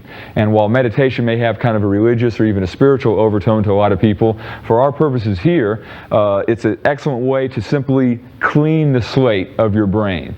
You know, so a lot of times for me, the practice, although there are many different ways to do it, I might, you know, find a quiet place to sit down during the day, take 15 or 20 minutes, maybe a half hour if I have it, and just simply concentrate on breathing. I'll do a visualization exercise where I breathe nice and slow. I'll take deep breaths in through my nostrils, envisioning that as like white light in, blow out through the mouth, white light out, white light in, white light out, and just focus on nothing else but the breath going in and out. As other thoughts crowd my mind, as they inevitably will, I'll you know, visualize a thought, you know, wrapped up in a bubble floating away, or written on a piece of paper that I could visually in my mind you know, discard in the trash can or what have you. Just kind of remove the thoughts, gently remove them, so we're just, you know, the white light in, white light out. And after 10, 15, 20 minutes, you really can focus in on the breathing, and you realize that all other facets of your mind or all the distractions in your mind are out of the way there. So finally, when I'm at the gig or at the session, what I can do is take a couple minutes there to tap back into that headspace there. I'll, you know, backstage, wherever I am, I just try to find a few minutes, not do the full 15 or 20 or 30 minute thing, but just grab a couple minutes where I can do a little breathing, and I find that it kind of instantly transports me back to that headspace of white light in, white light out, no other distractions. So then when I walk on stage, boom, I'm totally focused. I can remain totally in the moment there, and anything else that would obstruct my ability to do that is now temporarily out of the way. So it's a discipline just like drumming is, but I would highly recommend that you check out some of the meditation and relaxation techniques available out there. Yes, friends, even in this emotional, spiritual, meditational part of the show, we can still find a reason to pull you back in here into the practice pad realm and talk about a few things that might be of benefit to you. For starters, away from the pad, Chinese health balls. These are something I've been using for a while now. Really dig them a lot. They've been around for ages, and I guess initially it was for relaxation purposes, and I guess they stimulate certain you know, reflex points on your hands, acupressure points, and so forth. The idea is that you'll just simply move the balls around in a. You can go either counterclockwise or clockwise. Clockwise seems to be easier, and then as you get a little more dexterity working and so forth, the idea is to not have them touch. But don't stress out if they touch, just work towards that. And for our purposes, they really, besides the relaxation benefits, they really get a lot of blood going through the fingers and the tendons, and they're an excellent warm-up aid, particularly if you can't get to the practice pad. Maybe you're on the way to the gig or you're driving or whatever. These are cool to do. And obviously work on both hands. And they also have them where you don't have the bells in there. So, you know, choice is yours, but there's something cool to throw into the mix there. Now, while we're on this sort of, you know, esoteric mode here, one other thing I wanted to run by you real quick is the concept of doing these things I call motion mantras. And this is kind of a cross between the traditional practice pad work and the meditation section that we just had. And this is kind of a, you know, wacky idea that I've been using for a number of years, not only with the pad work, but also on the drums when I do various you know, solo excerpts or fills or grooves or solo motifs and so forth. And the idea basically where the pad work is concerned is just to simply take maybe even like a one-bar pattern. Like, let's say you're doing swish triplets. Swish triplets, of course, with the right-hand lead would be right, right, left, right, right, left. Drop a flam right on top of that. And the concept behind the motion mantra is I kind of took it from the idea of mantra and a lot of meditation. There's a type of meditation you can do where you'll repeat a word or a phrase as you're, with the similar posturing as we just talked about, where you're focusing on a particular word or phrase or repeating the mantra. And I apply it here to the pad, and the whole idea is that you'll want to just repeat the pattern in such a way, or the figure in such a way, where each one sounds exactly like the one before it. It's just like a totally monotonous kind of rhythm, but you're kind of duping each one after the other, and the idea is to kind of get lost in the pattern. Become the Swiss triplet. You know what I mean? As cliche as that sounds. The idea is, as you're thinking about it, I mean, sometimes I'll close my eyes, groove on it. I won't think about the hands, I won't think about any other aspect of it, but just simply the tip of the sticks bouncing off the head. And it has a similar meditative kind of effect in that you kind of zero everything out and you're just not doing anything but thinking about just the sound that's coming off the pad. And you also get some chops going at the same time, because we all know the importance of the monotonous exercises and so forth. So now, let's get back to the more traditional practice pad kind of exercises for you here. The song we just had, as well as the solo, you probably noticed a lot of double paradiddle action. As we talked about, the sticking, right, left, right, left, right, right, left, right, left, right, left, left, triplet feel.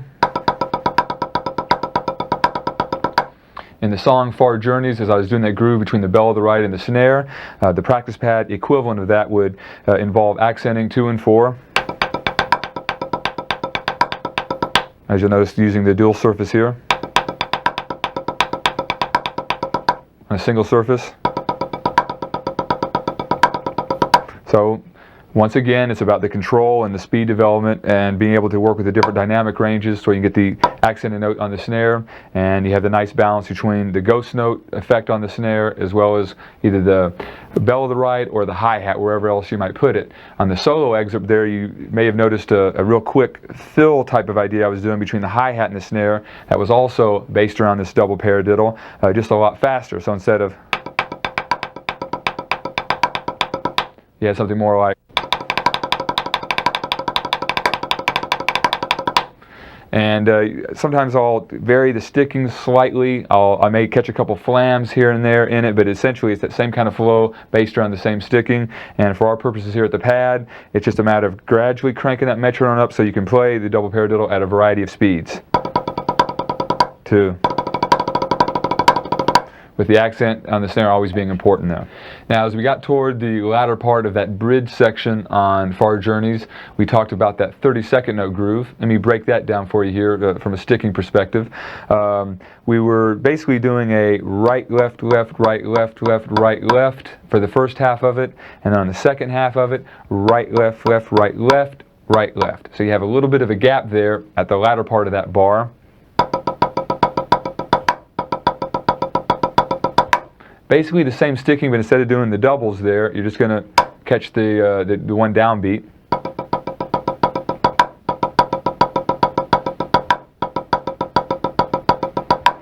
All of the unaccented notes really play a ghost note function there, and as you begin to put it on 2 different sound sources, be it the hi-hat or the bell of the ride, the pattern really comes to life as you begin to pick up a little speed there.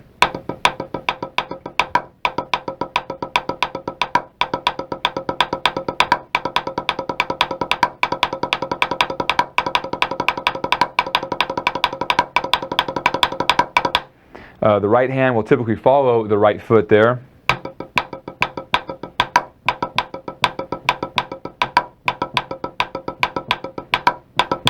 And put it on different sound sources, either, like I said, on the hi-hat or the ride, and you get a lot of cool grooves based off of that pattern. Now, one of the things I wanted to mention is that we also were going back and forth, if you'll notice there, between the double paradiddle and that 32nd note groove there. But for our purposes here, we'll look at the double paradiddle in 8th note triplets, look at that groove as 16th notes, and if you look at it as a 2-bar pattern, a good exercise to start off with is just the idea of kind of shifting gears between the triplets and the 16th notes. So just with an alternating sticking, if you're at 1, 2, 3, 4,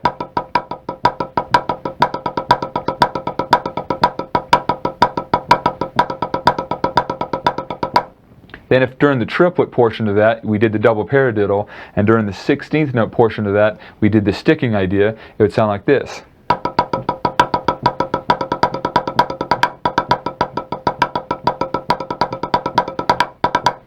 Now, the only other little twist that I would typically throw in on that groove during that song is that the 32nd note part or the 16th note part would start a little earlier. In other words, we'd only do 3 beats worth of the triplets, and then on beat number 4 of the first measure and the entire second measure, those would all be 16th notes. So with an alternating sticking, it has really kind of a wacky kind of feel about it, because you're cruising along with triplets on beats 1, 2, and 3, and then all of a sudden you kick into those 16th notes.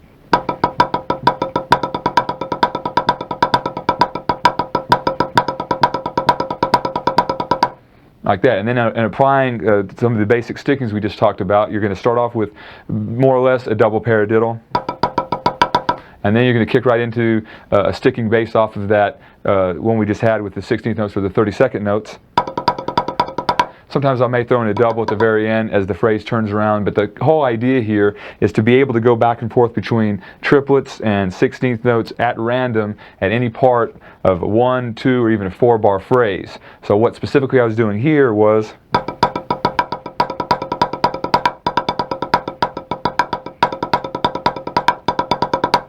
and it has almost a jarring effect to it, because you're cruising along, the triplets are grooving, then all of a sudden you just kind of shift into the 16th notes, and then as you downshift back into the triplets, it kind of, kicks the listener back and forth between those 2 modes, and it has a kind of a cool effect.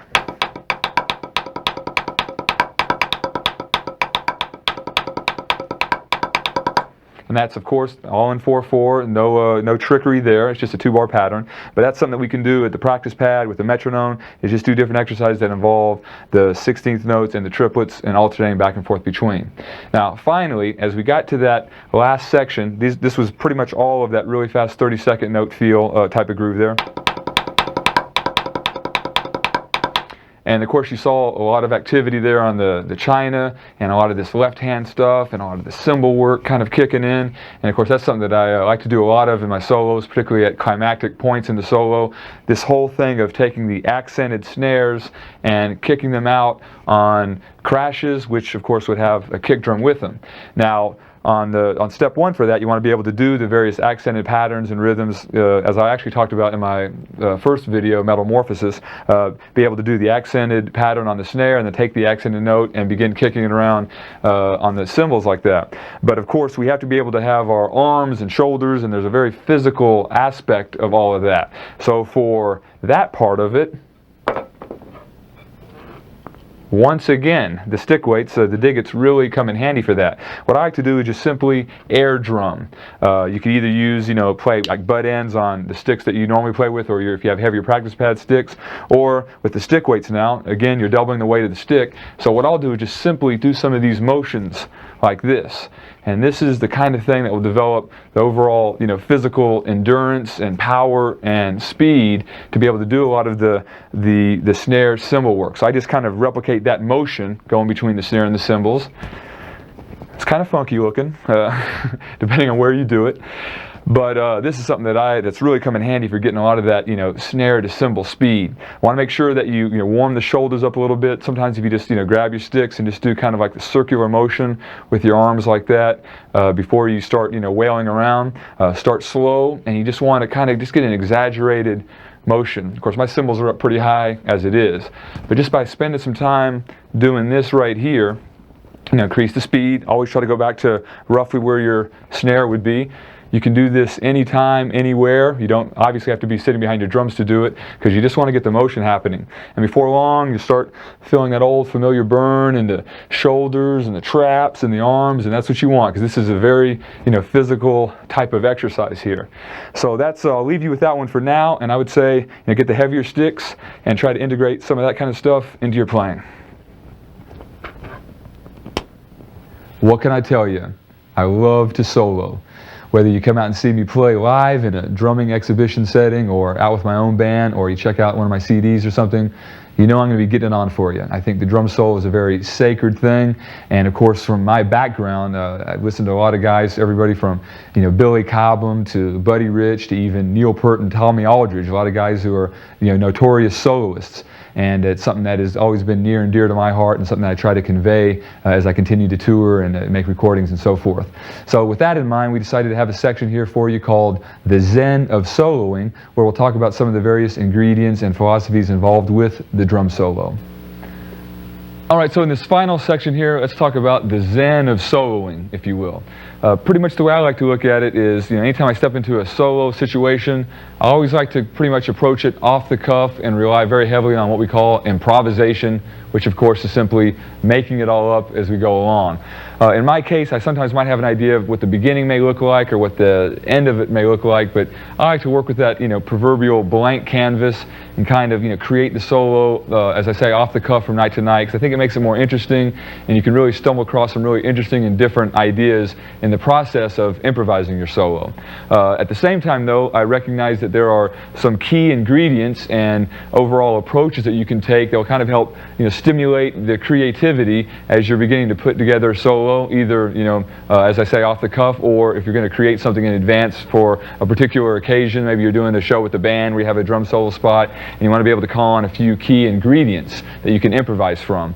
Of course, for starters here, I guess we could talk about the idea of doing something really slow versus really fast. If you get in the headspace of something slow, then you're going to think about creating something really spacious.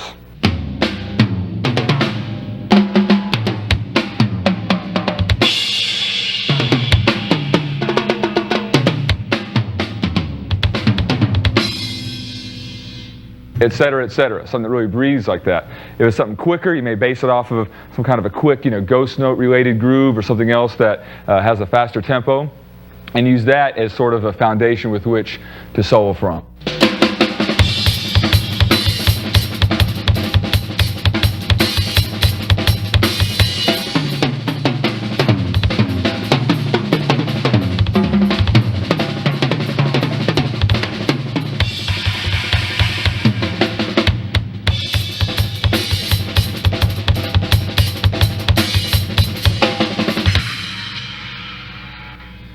Which has an entirely different vibe than the very slow way of doing it.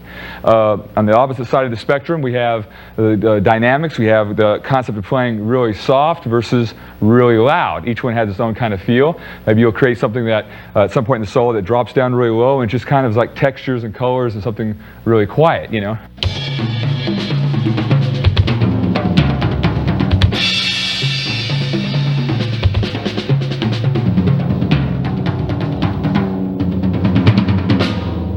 or whatever.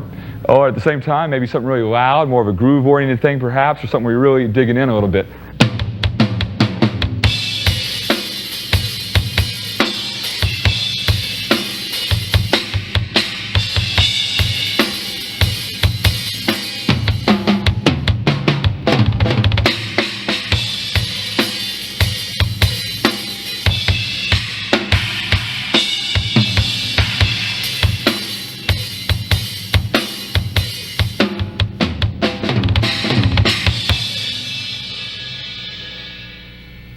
And have a section of the solo where you're going ahead and rearing back a little bit like that. That has its own kind of attitude. One thing I noticed I was doing there is another ingredient, which I call the tog approach. Tog is in together, two hands simultaneously to create different rhythms. It's almost more of like a harmonic approach to drumming, especially on a kit like this where you have different tones and different pitches available. You can get some really interesting combinations happening by, again, striking two drums simultaneously.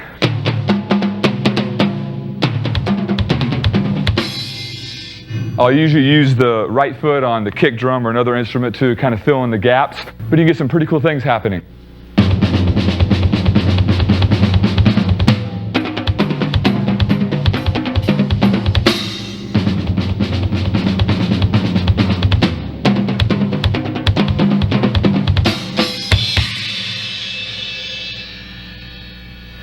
All right, and while a lot of the stuff we're doing here could probably be traced back to some kind of a rudiment, sometimes I like to think very, rudimental oriented in my approach, in that I'll think about rolls or different kind of sticking patterns while we're doing some stuff. Different paradiddle kind of patterns around the different sound sources, maybe splitting up the doubles there.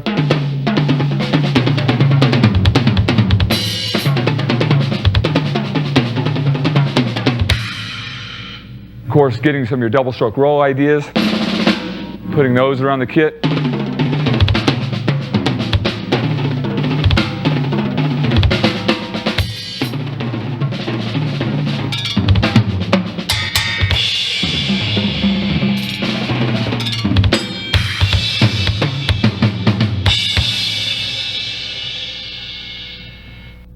Some of these ideas where we're just kind of moving around, getting some of the different sound sources happening and doubling up on them like that.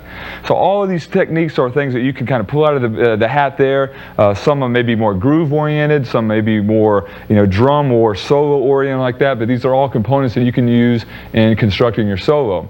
Now, one other key thing I'll mention here is the importance of, when you're practicing certain elements of the drum solo, is just the importance of monotonous exercises. A lot of times you want to sit in a practice room and just do a particular fill pattern over and over and over again. I mean, there's just no way around the, as I always talk about, the monotonous execution of some of these fills. And a lot of times what I'll do in the practice room is get a fairly brisk tempo happening with a particular fill and just repeat it over and over again. Maybe I'll even have a quick track going or something like that, or a metronome.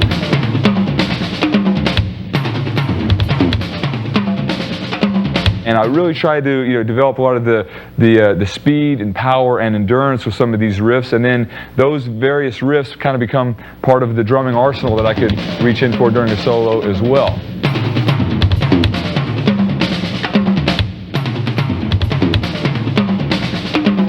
All right, one other interesting ingredient to add to your arsenal of drum solo ideas is this idea of kind of playing around with the time. And I like to do that in two primary ways. One, through some odd meter phrasings of 16th notes or triplets or whatever it is I'm playing.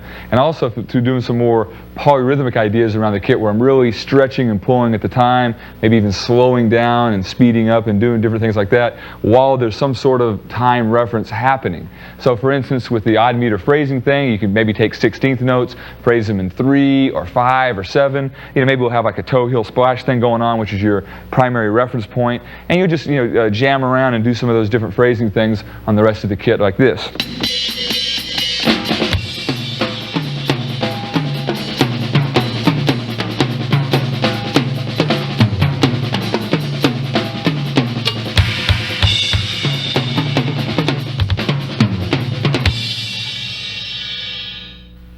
Or you could do more of a polyrhythmic thing where you really play with the time by playing against your fundamental reference point here of the hi-hat, and then either slowing down or speeding up or doing some quintuplets or septuplets or something really whacked out like that against it to sort of create tension during that part of the solo.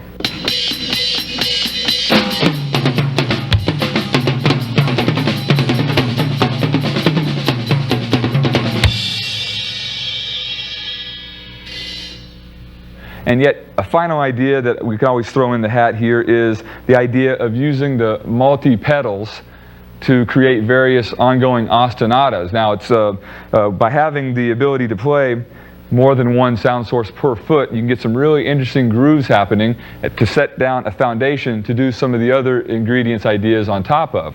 Like for example, of course, as we know in a lot of Latin music, you have what they call clave, which there's two ways to do clave, the 3-2 clave and the 2-3 clave. So a lot of times what I'll do, since I can't make up my mind which one I want to use, so I'll play both of them simultaneously. So let's say that we have the 3-2 clave happening over here with the Tube of Doom kick drum and our rectangular orchestral crash hat. It would sound like this.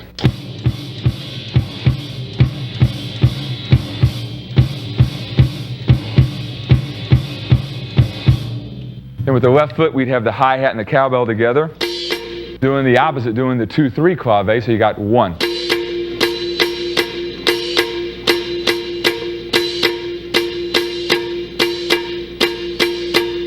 So in playing them simultaneously, we'll get the right foot going, add the left foot, and you'll see they'll give us a nice little foundation to do some of these different ideas on top of here.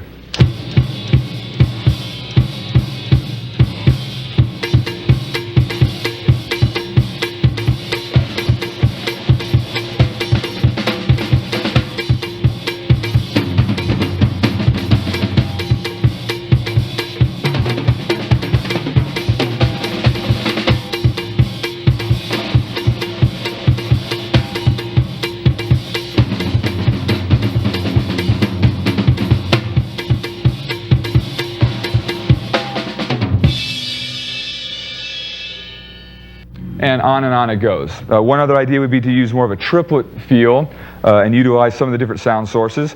Maybe you would start with the left, right, right, left, right, right kick drum.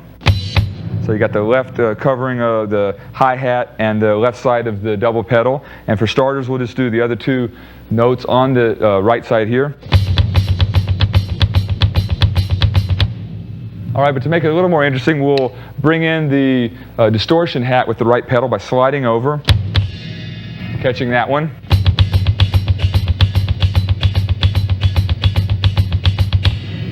And that's a pretty cool thing to solo on top of, but let's take it a step further, double up on one of the kick drums there, so now we'll have more of this kind of feel.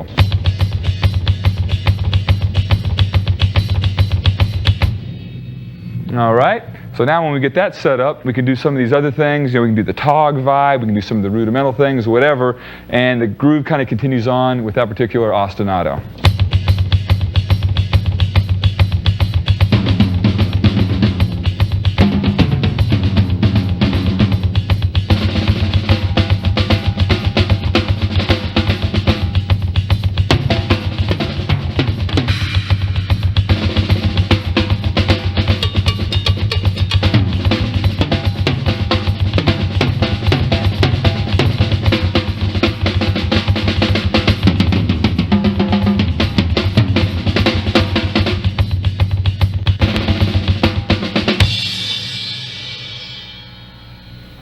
Now, in the midst of all of this technical talk and the soloing ingredients and all that, you know, let's not forget the importance of entertaining our audience. I know a lot of times we can get very wrapped up in the self-indulgent aspect of the drum solo, but this is actually a great opportunity to take things to the next level and kind of pull your audience into what you're doing. And I think it's a very virtuous notion, you know, that one of being able to go out and pull somebody from the trials and tribulations and troubles of their lives into your world and help them forget about all the problems, because, you know, more often than not, that's truly what people seek when they go out to see a live show.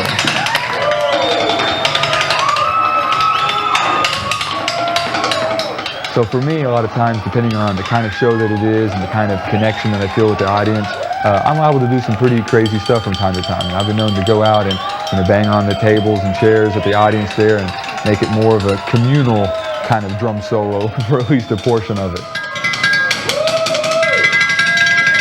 Other times I might do things on the rims of the drums or some different hi-hat stuff.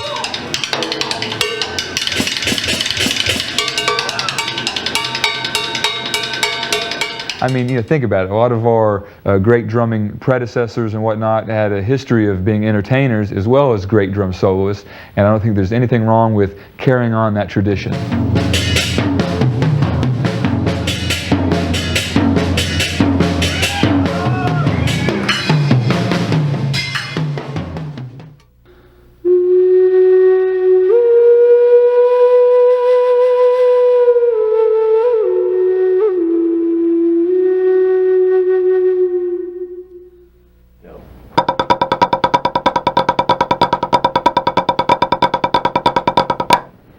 Yes, monotony really is the key to a lot of what we do here in the practice pad realm here.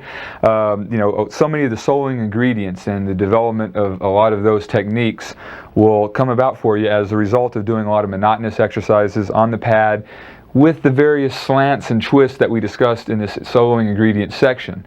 For example, we talked about doing things very slow versus very fast. So you can take any of your current practice pad exercises or the kind of things that you like to do on the pad, rudimental or otherwise, and work on them with that in mind. Like if you want to work on something slow, you're going to be thinking about the whole overall accuracy and control of it.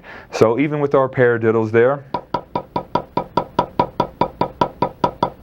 those are the kind of things you'll be thinking about. When you're talking about speed, you're talking about accuracy, because that's going to be a big part of it, and endurance. But to achieve either one of those objectives is all going to get back to being able to take a pattern like that and just getting into the monotony of it, doing it for 3, 4, 5, 10 minutes at a time without stopping. And this is the kind of thing that will develop the speed and accuracy and control and all the things that we want to be able to go out there and rip it up every night. As far as speed development, real quick here is concerned, I found that if you can shoot for around 70 to 80% of your maximum speed on something, that's the kind of tempo you'll want to work on a lot of stuff at.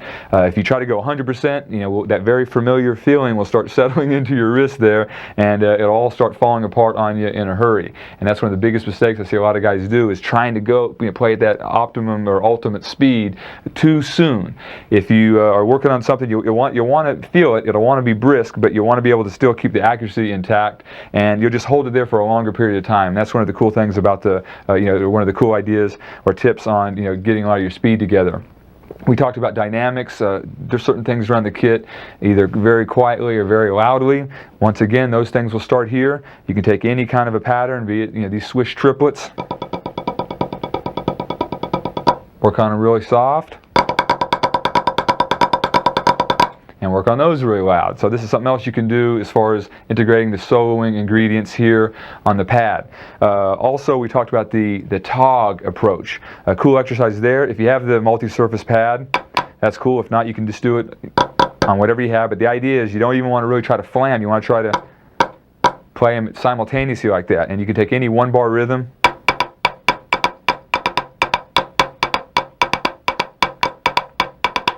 Look at your stick heights, look at the overall balance of dynamic there, so that one hand isn't blatantly louder than the other.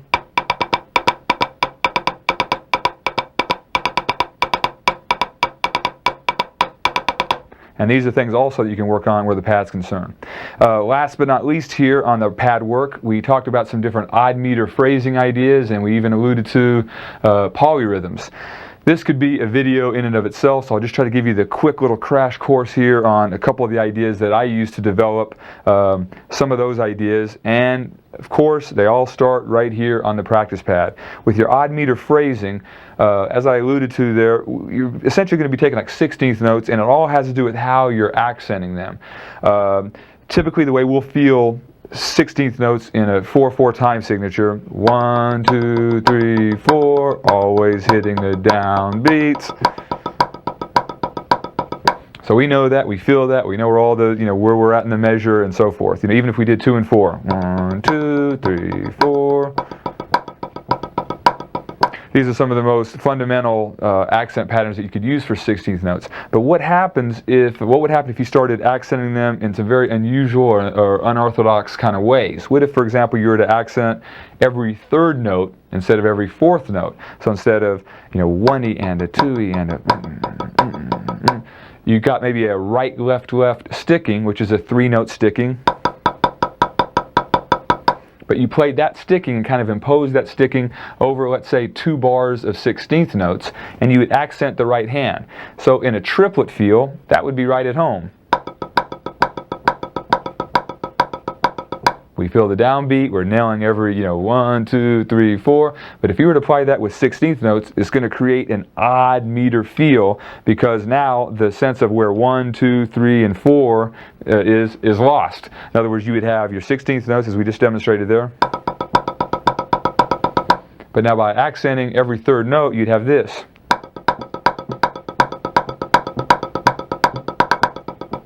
All right, a little slower for you there. 3, 4.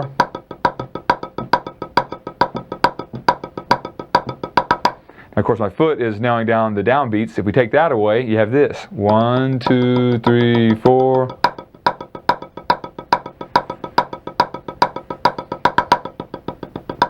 So you can see the effect that starts happening even with that most basic odd meter phrasing idea. The listener kind of gets caught up in that feeling of 3 there. And all of a sudden it's kind of like 1, 2, 3, 4. It's almost like you're kind of imposing that triplet feel back in a 4/4 kind of setting.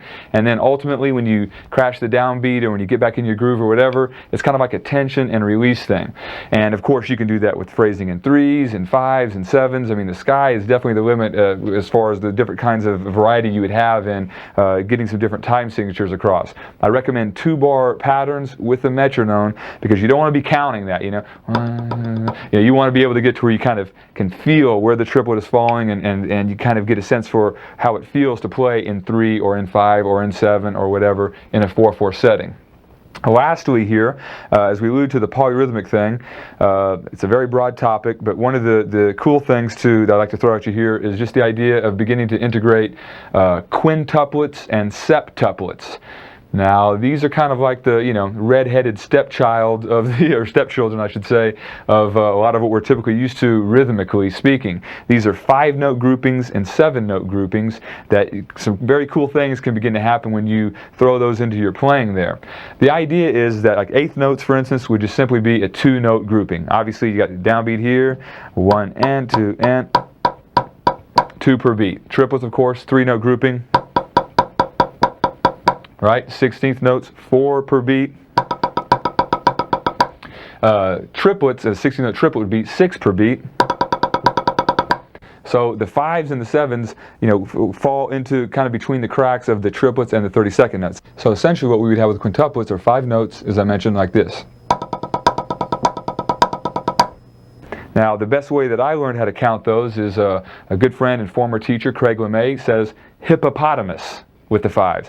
Hippopotamus, hippopotamus, hippopotamus, hippopotamus. All right?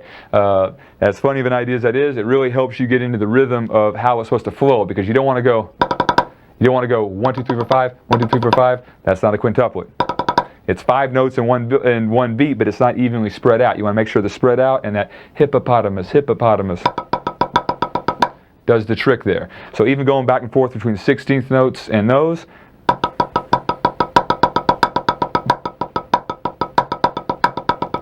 all right, you can see how they have a nice little flow about them. Now for septuplets or 7-note groupings, the easiest way to remember those are by saying baby hippopotamus.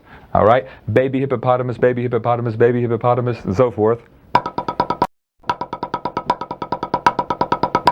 Now when you begin to use those in conjunction with some of the more familiar notes, like let's say 16th note triplets,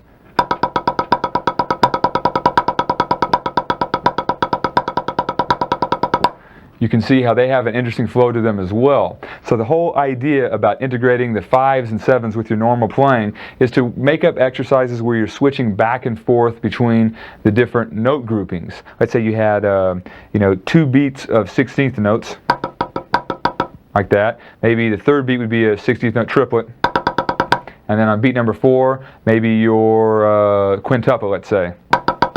Your hippopotamus comes on beat number 4 there. So you'd have 4, 4, 6, 5.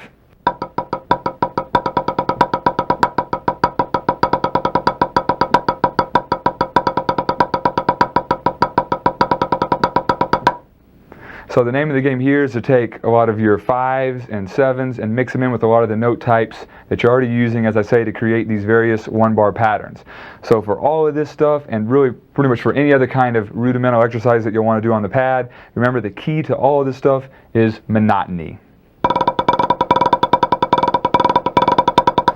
There's an old Zen story that I'd like to share with you that I think sort of summarizes a lot of the philosophical ideas that we've covered in our time together here today. And it goes something like this.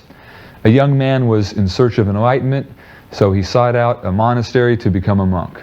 When he gets there, he pulls one of the old masters aside and says, "Sir, how many years do you think it would take for me to reach enlightenment?" The old wise man thought about it for a second and said, "Well, probably about 10. The young guy says, 10 years? That's a long time. And what if I tried extra hard and did more work than everybody else and just put everything I had into it night and day? Then how long would it take?" The old wise man thought about it again and said, "Well, in that case, probably 20 years. So at this point, the young guy's confused. He says, well, wait a minute, I just said I was going to work extra hard and do more to reach my goal than anybody else. Why do you say it's going to take now twice as long, 20 instead of 10 years? What's that about? The old man says, well, because when you have one eye focused so intensely on your destination, there's only one eye left to find the way. Do you dig what I'm saying here? There are two main lessons that I would extract from that story relative to us drummers. Number one, when we focus on the outcome of our playing or the outcome of our art form, I feel like it actually winds up diluting a lot of the intensity or the quality of our work. I think we should focus on our purpose of why we're doing something as opposed to what the result's going to be.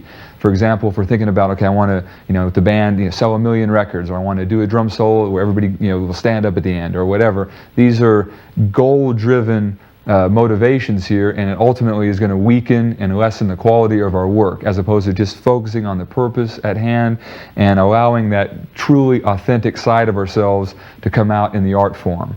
Another invaluable lesson in this is the old Zen notion that trying harder isn't always better. Now, that doesn't mean that we don't work hard in the practice room and work hard at working on our mind, body, and spirit concepts and so forth. It just means that once the work is done and it's time to hit the stage and do our thing, that it isn't always necessary to try so hard.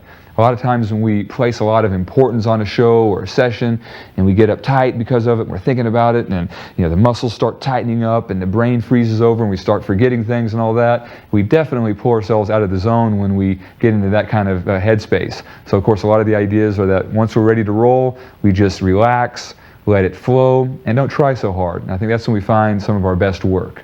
So with that in mind, we'd like to play an excerpt from a drum solo that I did on a recent tour here. And this is what I consider a pretty good Zen night. Let's check it out.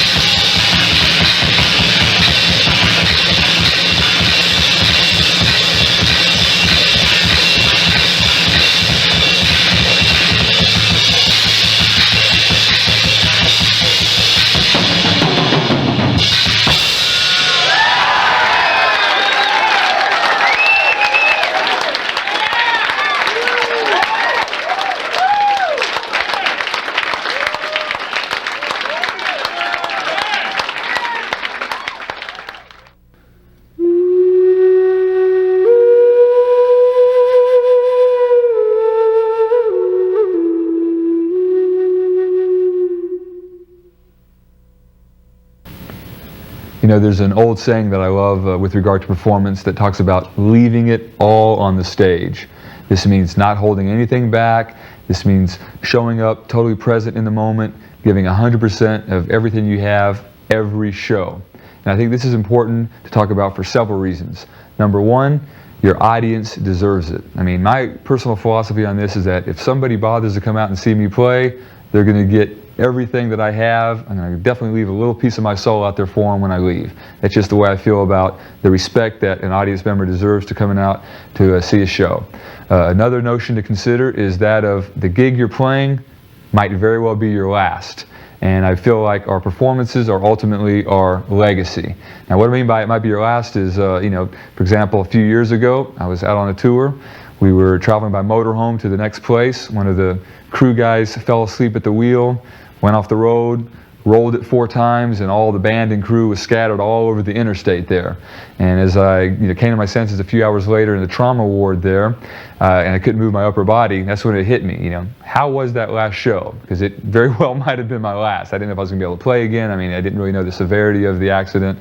And when you start thinking about things from those terms, it gets pretty heavy, and you see the seriousness, and you realize how important that legacy is. Because in addition to some of the CDs or videos or actual products that we might do, it's really our live performances that comprise the body of our work.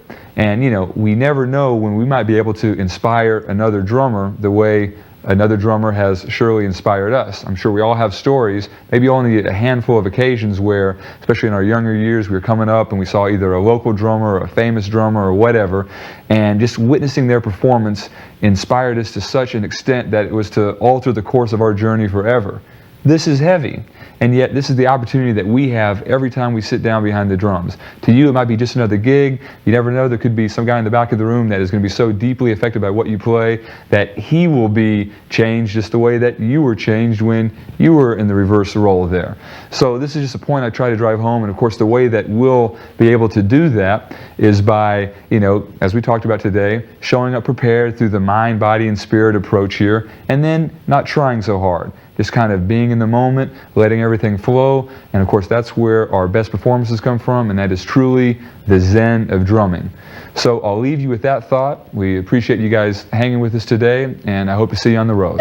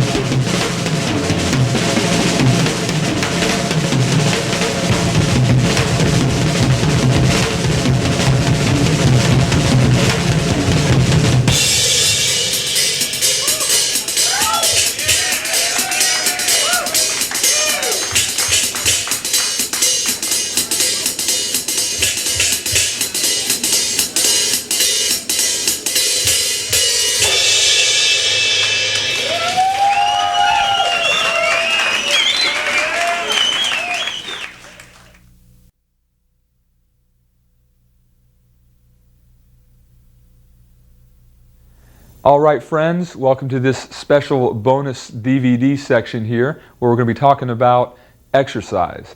Now, of course, already we've talked a little bit about nutrition and the benefits of that. We've talked about the mind-body connection and some of the relaxation elements involved with that. So for a complete, physical fitness program there, we add exercise and you're all set. Now, of course, through the years, my exercise of choice has always been weightlifting. I've always enjoyed going to a gym, be it at home or on the road, working primarily with free weights, maybe integrating some of the machines like you see in the back here, and getting a good, well-rounded regimen happening. And that's what I found to get the optimum benefit for me as I've continued on as a primarily touring musician. And not only with the benefits from a stamina perspective, but just an overall level of fitness where I could stay out in the trenches for many months at a time. And this is something I think is very important for us drummers to consider, especially given how physical the nature of our instrument is. So this routine I'm going to show you today, though, is what I call our jail cell workout. And I call it that not because I'm anticipating any of our Zen of Drumming viewers to wind up in the pokey anytime soon, but because this means that you can do this regimen anytime, anywhere, without the use of any additional equipment. So you can be, stuck at a hotel room, which actually can feel like a jail cell sometime, or, backstage or back home in the apartment, whatever. This is a routine you can do without having to have any additional equipment. Now, have no illusions. This kind of routine is not going to give you the same kind of results that getting to a gym and working with all the different kind of free weight movements and all of that. But for a basic level of conditioning, I think you'll get some quantifiable results from this regimen here. And basically it goes like this. You'll take a few minutes to warm up, and then you'll be getting 3 primary movements that you will perform back to back. As you complete the 3 movements, that will be 1 cycle, and then you'll go back and continue on and repeat it again. And we'll get into those movements here in a second. I would recommend doing this workout only 2 to 3 times a week because you want to make sure you have at least 48 hours between workouts so that the body can properly recuperate from the stress that you'll be putting on it in doing this kind of a regimen.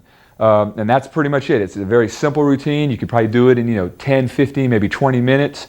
And again, by doing the 3 exercises back to back, you'll get a little bit of a cardiovascular benefit as well. So if you did nothing else but just this routine, I believe it would benefit you not only with regard to your oxygen intake and so forth when you're playing, but also in your overall level of muscular conditioning.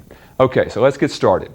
What I would recommend doing just to get you warmed up is just take the first 3 to 4 minutes of your workout and do some good old-fashioned jumping jacks. This involves the whole body, gets you a little bit of respiratory activity happening.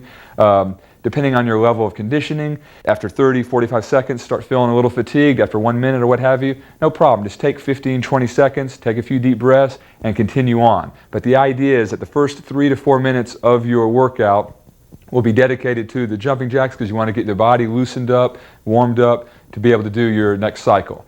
All right, now after you feel like you're good and warmed up from the jumping jacks, your first movement will be squats or deep knee bends. Now these kind of squats I call body weight squats. Obviously don't involve putting a barbell on your shoulders, but it'll be a good way to get some good activity for your lower body. What you'll do is stand with your feet roughly shoulder width apart. Make sure that your torso stays upright the entire time, and then you'll just simply squat down. You could have your hands by your side, you could have your hands kind of crossed over your chest in front of you, but you're just simply going to squat down roughly until the top of your legs, top of your thighs are parallel with the ground. When you hit that level, you'll come all the way back up to the top again. Boom, that's 1 rep. All right, now you'll carry on, and again, depending on your own level of conditioning, maybe you'll get 5, 6, 7, 10, 12, whatever. On this first set, though, don't push it too hard. Just kind of, try the movement. If you find that you're having some problems with balance, you can put your hand on something to help kind of steady you a little bit. If you find that the flexibility of your ankles is such that you're wanting to kind of raise up off of your feet there as you're getting closer to the ground, you can try to get something maybe a 1/2 inch to 1 inch thick, a couple books or a thin board or something, and put it underneath your heels, and this will help with your flexibility so that you can get that parallel depth happening with your legs as you come back up again. So that would be 1 set of squats there. And again, the first time through, take it easy. Like I said, 5, 8, 10 reps, whatever feels comfortable. When you get a little bit of a burn, you're done with your first set. Also, breathing is an important part of these exercises. You'll notice here on the squat that as you are squatting down, you want to inhale so that when you're pushing back up, you'll exhale. From there, you're going to move over to push-ups. Now we've all seen these before. This is just a great all-around upper body movement. All right, the squat's got the lower body, you get the quads, you know, your thighs, you get your hamstrings, you get your backside. Now we're going to focus on the upper body with the push-ups. Put your hands roughly, a little wider I should say, than shoulder width apart. What you're going to do is balance up on your toes, or I should say the balls of your feet there. All right, keep your back, everything straight. Pretend like your body comes like as stiff as a board more or less, and then you'll come all the way down to the ground just as your chest is about touching it or your nose is about touching the ground. Come all the way back up again. That's 1 rep. Now as you come back up to the top, try not to lock your elbows out. What you'll want to do is get to where you're about a ½ an inch to maybe an inch away from locking out, and that will kind of keep all the contraction happening in your chest and shoulders and tries, and you'll get more of a benefit out of it. For proper breathing on the push-ups, you'll want to exhale on the way up and then inhale on the way down. If you find it difficult to do any number of reps at all this way, then what I'd recommend is, instead of balancing on the balls of your feet, balance off of your knees. Just simply have your knees on the ground there, and this will alleviate a lot of the body weight that you have to be pushing back up again, and it'll be considerably easier. And if you have to start out this way, it's no problem. Just have your knees on the ground there, and then do everything else the same. Go all the way down to the floor, push back up again, 1 rep, and carry on with your set that way.